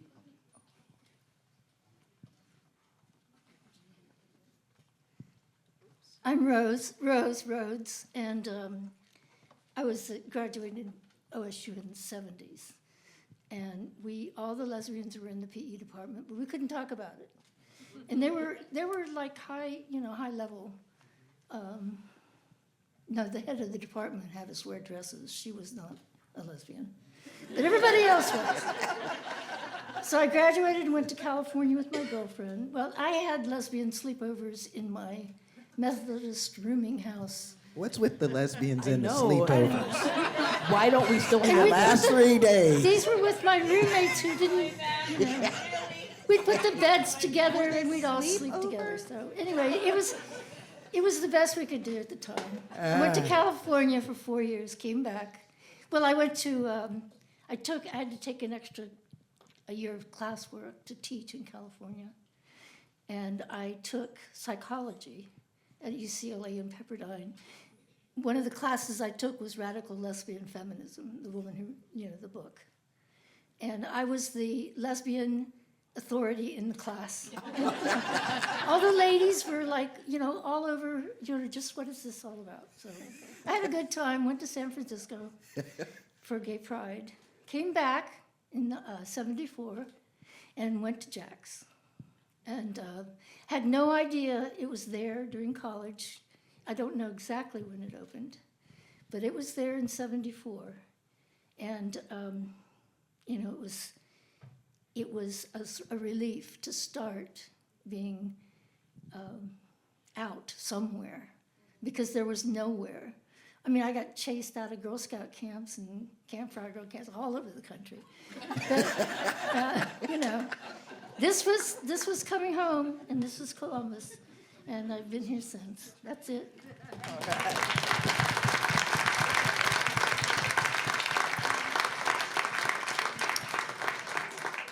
So I'm Katie, and first off, I want to thank all of you, for Julie and Lester, for doing the event, and everyone for sharing stories. It's just been so enjoyable. I was at Summit all the time. I think about, like, are you at a bar every night of the week? Maybe we skipped a couple nights, but we were at Summit No, you for... didn't. Nah, yeah, maybe not. Singular Sensations and the Dyke Queens raised money for Camp Sunrise, and I was a part of that organization for kids with HIV. But I want to tell a quick funny story about Summit Station, Jax, because I met my hubby, who we've been together for 22 years there. And I told the story for years about how Fran, my partner, came up to me and introduced herself to me. And, we had lots of on and off for 6 months. Then we broke up, and then we got together, and we've been together since. But the funny part of the story is a few years ago, Fran told me that she actually was on her way across the bar to hit on another woman when she introduced herself to me. So the whole reason that we got together was so that she could be with this other woman. And I was like, wait a second, you never told me that. It was like 10 years into our relationship. Then I didn't know whether to be mad or glad that it worked out. But anyway, lots of stuff happened at Jax and Summit Station, and I just wanted to thank you all for being here. Lots of stuff.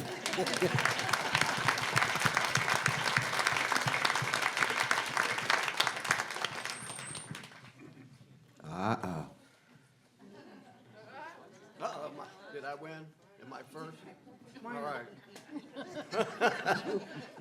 Well, for you all that don't know, I am Julie's father. And the first time he let me know, I was teaching in Hyde Park in Cincinnati. And we were walking down to one of the art shows. And she was bouncing around and jumping around. I said, what in the world is wrong with you? You look like a cat on a hot tin roof.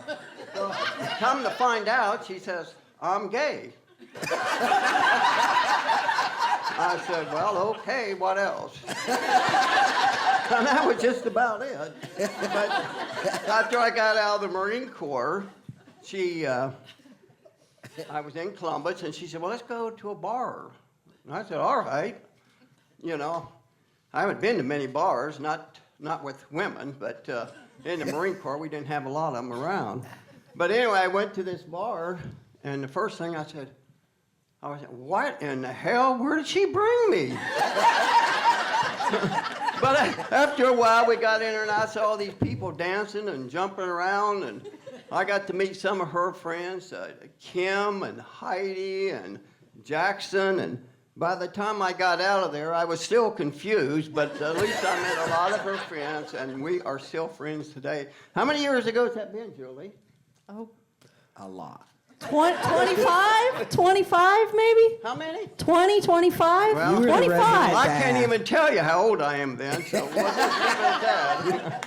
Anyway, it's been a real pleasure, and Julie's been really kind of I don't even know what words to use, but I feel very proud that she's my daughter, and she wouldn't be there if it weren't for me. So I'll leave it at that.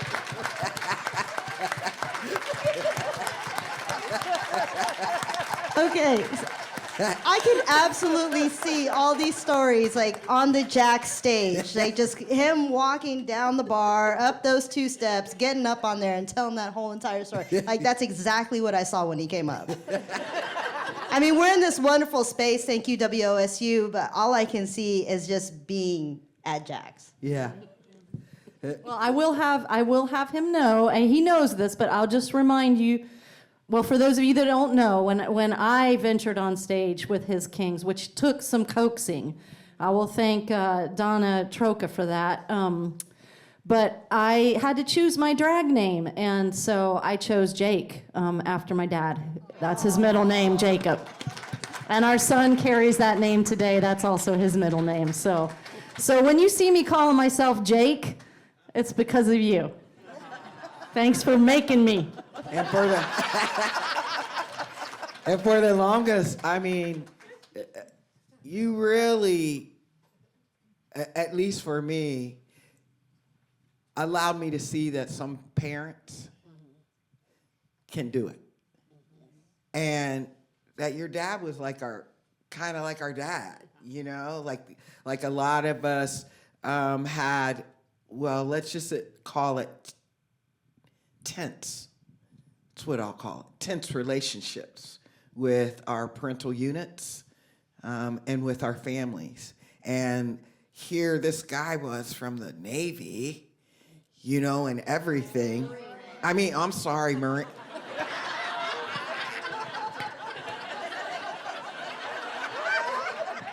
No, Jake was in the Navy. Excuse Y'all me. did that number. The Marines. Huh? He said that's right. Okay. But, you know, here he was willing to be open and accept us, even though you could see the confusion in his brow. He still hopped in and helped and provided and welcomed me into his home when he didn't know us from Adam. And again, like for him to be willing to come into these spaces and be himself and accept us was a fabulous treat. It really was. I'm glad you made her.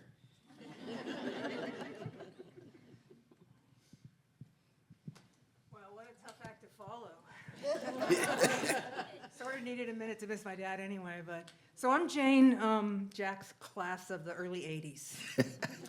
And I don't really have a story. I just think it would be remiss to not mention the role that Jack's played in butch culture at that time. Yes. And it was where I learned the difference between a tomboy and what I really was. And, you know, these are the days of Terry behind the bar and Nancy Lee. That's Tattoo Terry. Yep. And, you know, and I went from that small town girl who only ever heard tomboy to being the shy butch in the corner. So wasn't, you know, the butches were sometimes also, you know, a little bit out of the lane, but we loved seeing you come in, honey.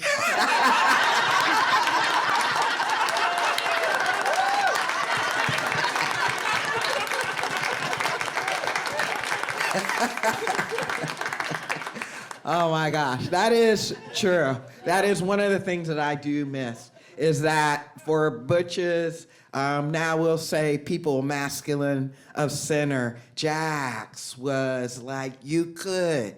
People didn't get upset about your swagger. In fact, they encouraged your swagger and your sway, everything about it, Italian stallion and all, you know? Remember that? And that is something that I truly miss about Summit. It gave us that room to say that that was okay. And nobody was trying to say there was anything bad about it, that it was welcome. And, you know, the ladies kind of liked it too, in a way. And we got to, in some ways, rewrite masculinity in a way that was more palatable to the people that we were interacting with. We were able to take off some of those gross edges and twist it and tweak it into something of value. And that is, you know, what Jax did. That is what Summit did.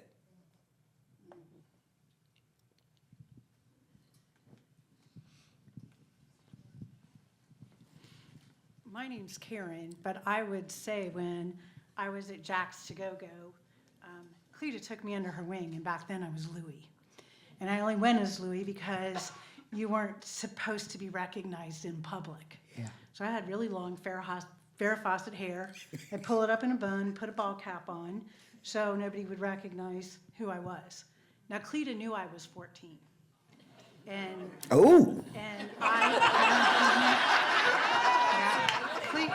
Cleta knew I was 14, and I would bust the tables. I would do a lot of things to get a whole new vision of our community. But I grew up with older women, and I think back in the day, there weren't a lot of older women in the bar because they were afraid. And so they would actually give me money to go, and I would come back and tell them stories. And I mentioned Barb's name. Barb, who passed away many years ago, was a teacher at Worthington High School, an English teacher, a very well-known English teacher. That on the weekends, she always got her clothes from LLB. She wore men's suits and khaki pants.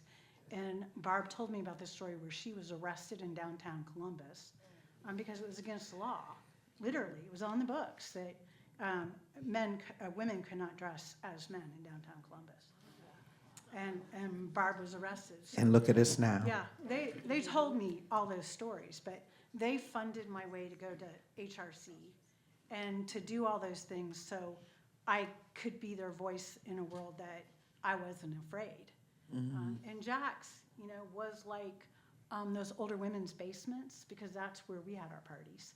We would be in the basement and party and do all those kinds of things. But Jack's to Go-Go, because that was mine, Logan's, and Cleta. Cleta was sort of like my extra mom, for sure. And she taught me a lot of things I probably shouldn't have known then. But as I listen to y'all's stories, we've all gone through different places, and it's awesome that we can come to a place like this now and not be as afraid or as concerned as we were back in the 70s when I had my ball cap on and my hair pulled up and I was Louie. So thanks for being here. We heard Cleta was quite the matchmaker. Was that true? Yes. I mean, you can expound on it if you like. So many times we've heard that throughout this journey. Yeah, I would tell you that, but I'm going to leave it alone. Just let your imagination go. I think that's probably one of those things, right? Matchmaker, matchmaker. Is that, you're coming? Okay.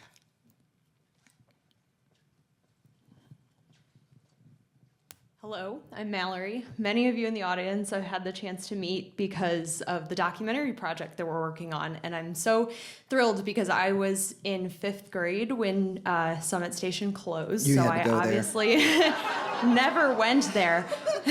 Physically, I never went there. However, I feel like I've been there time and time again, thanks to all the stories that everyone has shared tonight and through the many interviews we've done, and I'm sure the many that we'll get to do, which is cool.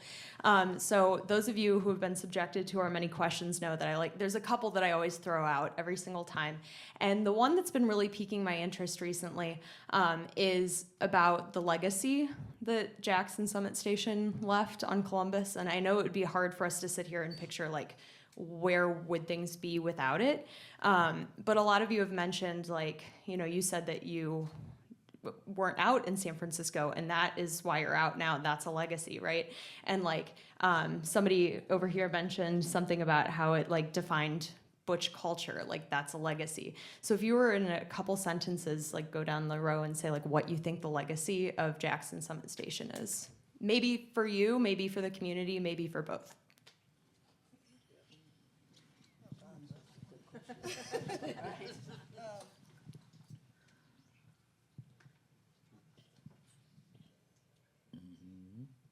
I can start. There are several people who were around during the His Kings era, so I would say one legacy is that space gave us, those of us who kind of birthed His Kings, a space to do that. Not just a stage, but it was an approach, right? Somebody said it earlier that, Ginger said it, we got to keep the cover charge. And that meant that we could have another show and we could pay our performers and pay our DJ. And yeah, it was a $10 bill. Wasn't a lot, but it was something, and that meant something. That meant that we were valued for what we did and who we were. And for me, that legacy of His Kings and what it birthed stays with me today and always, and it's stayed with me as I've worked as a public health professional and really made sure we paid our people who came and did work for us. And for me, that's a really important legacy, is honoring people's work, not just with claps and hugs, but also with dollar bills, because women aren't socialized to value our time and our energy and what we give with money. But we live in a capitalist world and we need it. And so for me, that's a really important legacy. And I don't mean it from a capitalist perspective. I mean it from a value. We have to value ourselves and each other if we want women and queer folks to gain power.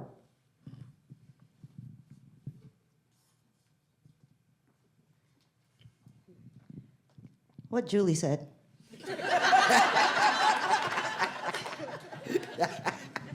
Yeah, I really have to agree. I think for me, like I said, that's when I was an undergrad, I was involved with things like Habitat for Humanity and Swarm of Dykes. I don't know, any OU people here? SOD, woohoo! And so, I would help organize events for that, but for me, that's where I really sort of became comfortable producing events for the community and being able to keep that cover and saying, okay, we can take this money and now put it into the next show and put it into the back into the community, because it was always about that. And so for me, I think the legacy is sort of a place like a bar, which is very easy to dismiss as not being very important, how that can actually show the heart of a community. It can be a place where we can understand what are the needs and how can we help and what can we do. And sometimes that might be, tipping $1 to a drag king, or maybe that's, giving an extra $1 to the bartender, and maybe that's just being there and listening, right? So I think I think it's very easy to dismiss spaces like bars, but it was so much more than that.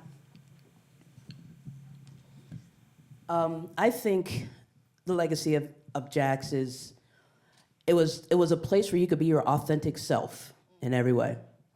So and we've kind of seen that, right? So we learned about our butchness. It's like words evolve, right? So through the time I was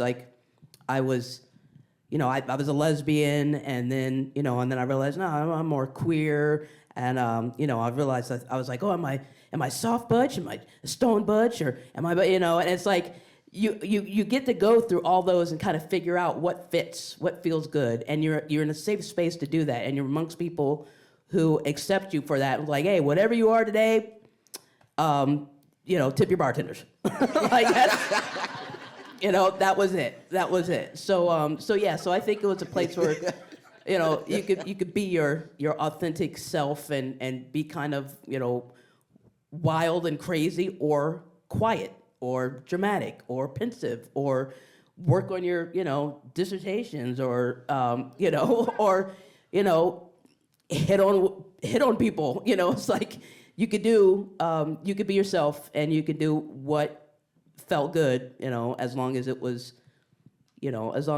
all about community, as long as a sense of community. Well, I'm gonna say that I think about Jack's having a legacy of creating queer culture in Columbus that was not available to me in Louisville, Kentucky, which is otherwise a similar enough place. I don't know if you all even know this, because I was not one of the kings, but I tried to get them to let us do kinging, to perform in Louisville before I moved to Columbus, and they would not hear of it, and everything was so segregated. The queer scene was so segregated, and it was so frustrating.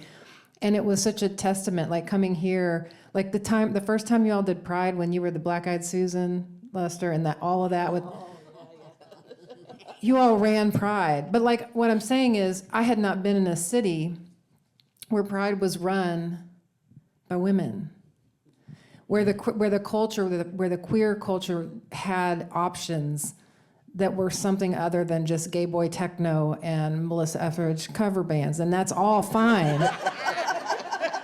But like that diversity of entertainment continue, and still I feel like I could see it continue over time, and I also the representation in sort of the kinging community, like with IDKE, and like the fact that we have a broader notion. There's a lot more visibility of like this idea of like Midwestern drag kings, and like the variety of types of masculinity that you all performed.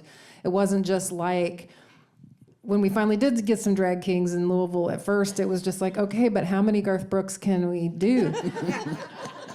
The range of like the group numbers and like Broadway and like just all of that kind of stuff, and taking that into this national and international kind of space is a legacy that I think can be tied definitely directly back to the Summit. For me, the legacy of Summit is an will always be family. It didn't matter what the hell was going on Summit Street, but when you walked through the doors of Summit Jack's, you knew you were with family. You knew you were safe, and you knew you were free to live your best life, whoever you are, whatever you are, and no harm would come to you. You were protected, you were safe, and you were loved and taken care of. And that, for me, will always be the legacy of Summit and Jack's.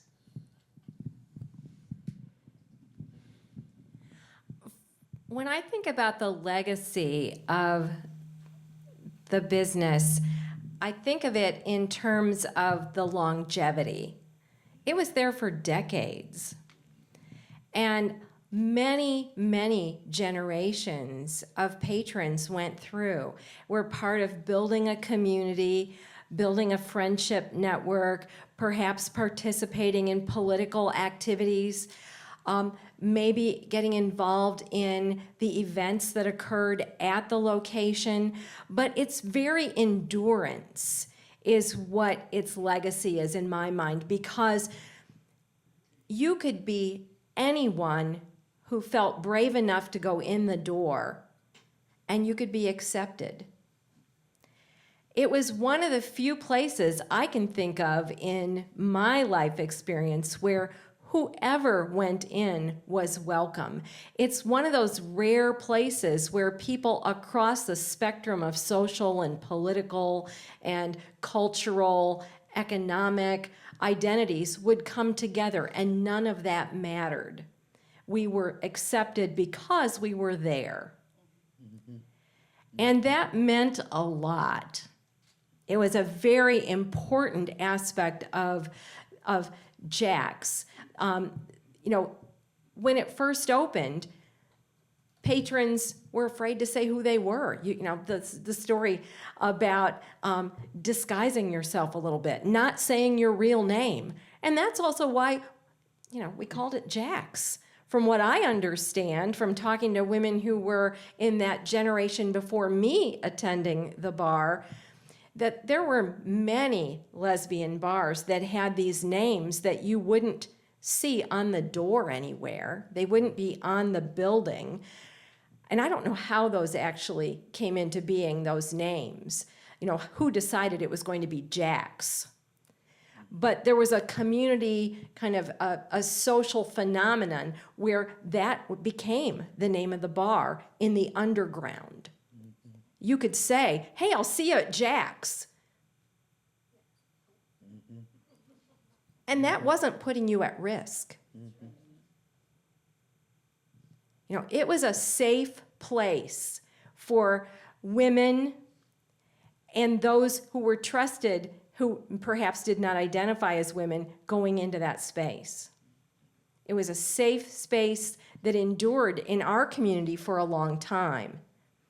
And that's an important legacy that we can all be very proud of. It is the mother root, so to speak, of a lot of community organizing and a lot of the things that have happened in Columbus since that time, as has been evidenced here by people crediting a lot of social organizing to women who were patrons of Jack's.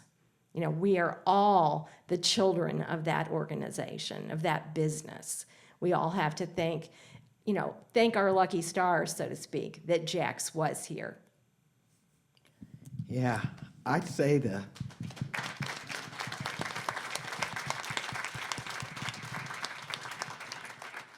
I'd agree with you there, and add, as legacy, its legacy is that it empowered people who otherwise wouldn't be empowered. That you came in there doubtful. A lot of people came in doubtful, but when you walked out, you knew you could start this business, you could go to school, you could have a life, and you could see how that life could work.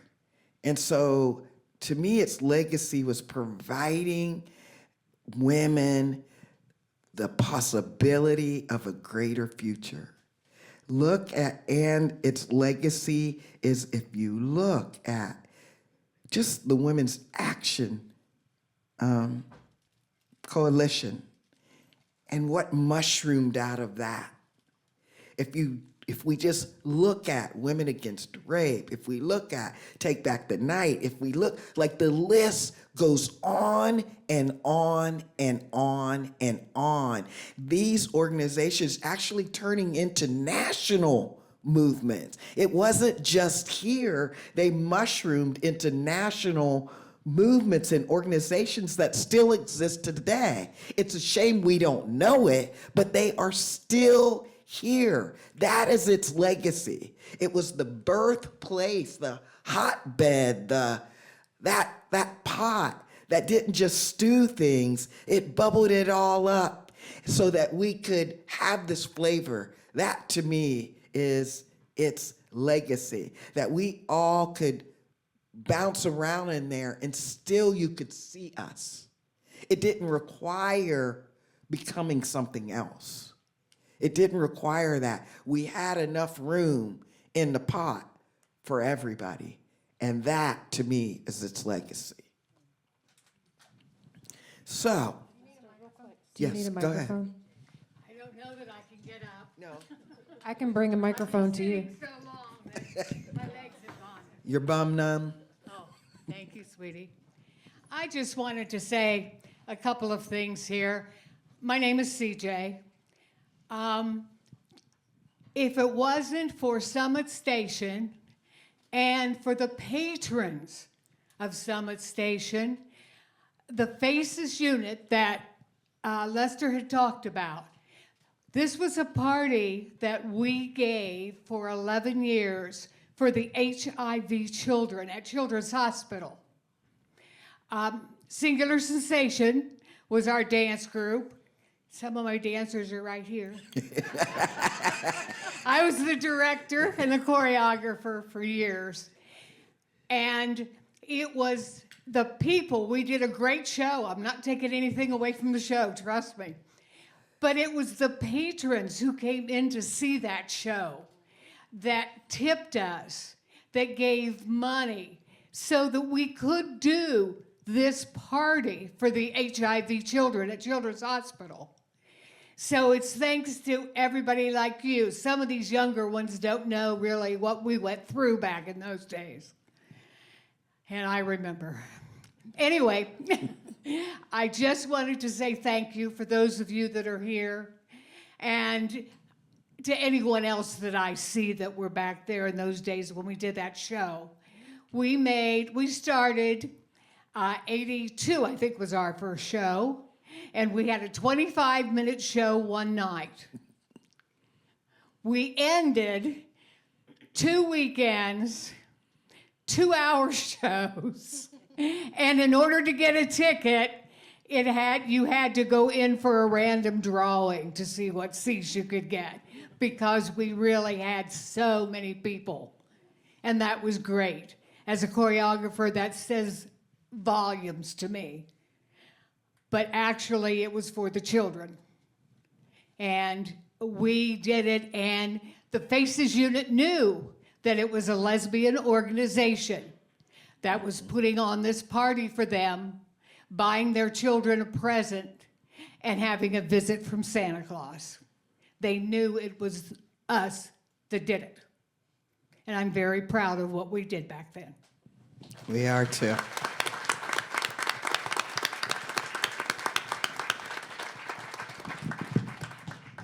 Anybody else have time for one more comment?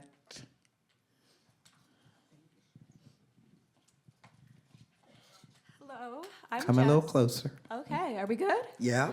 Yes. So I was obviously not there, as you guys might have guessed, but barely a twinkle in my mother and father's eye, probably. But I'm here with a group of Julie's former students, and it's so wonderful to be here. So I've been curious. There's been a lot of talk of dancing all night, so I wanted to ask each of you, whoever feels like answering, what was your favorite move on the dance floor? Thank you.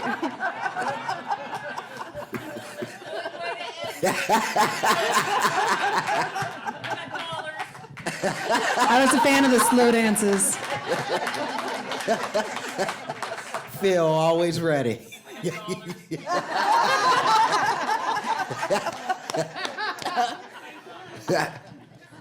I don't know if I could get back up if I did. I know. I mean, I kind of had a little bit of a reputation back then, and so my go-to move was probably something with hip thrusting. So, body roll, yeah. There's a lot of lower body action happening. There may be some video. I don't know. There's gotta be video. I think I did see some video on that. What was yours, Willa? You were out there teaching dancing lessons. Yeah. Well, as you might guess, I danced the hustle. Of course you did.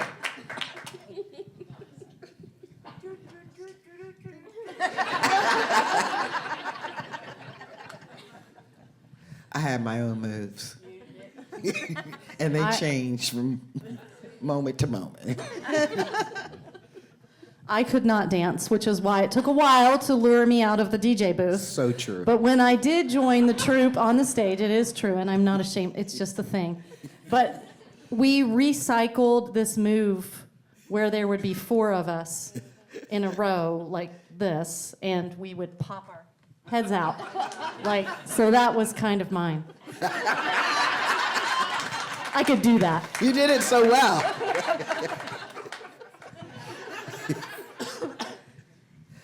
Donna, yours was something like this. Red wine, No. red wine. That involved a wine bottle. I don't know if that's a dance move. It was something kind of like that. Yeah, you would always go. I did. Oh, yes. That, and then the slide on the knees across the stage. I was like, oh, there's a cute dollar bill down there. Might have been a you too. Well, that's awesome. Did everybody get it in? Jim Rose, you weren't dancing. No, I wasn't. The closest thing I did to dancing was just wiggling my shoulders a little while tipping y'all. That's about it. Dance to that take dance a dollar. I love those dance moves. And I danced in the DJ booth, so thank God, because you didn't want to see me on the dance floor. Okay, the last for real. I have a question. Oh, okay. I think it's appropriate for sending this out. What would be the last song? They got to turn the lights on. It's time to send us home. What song are you going to send us out with? In this moment, it would probably be Last Dance by Donna Summer. You know that's what it was. Give it a twirl before we walk out the door.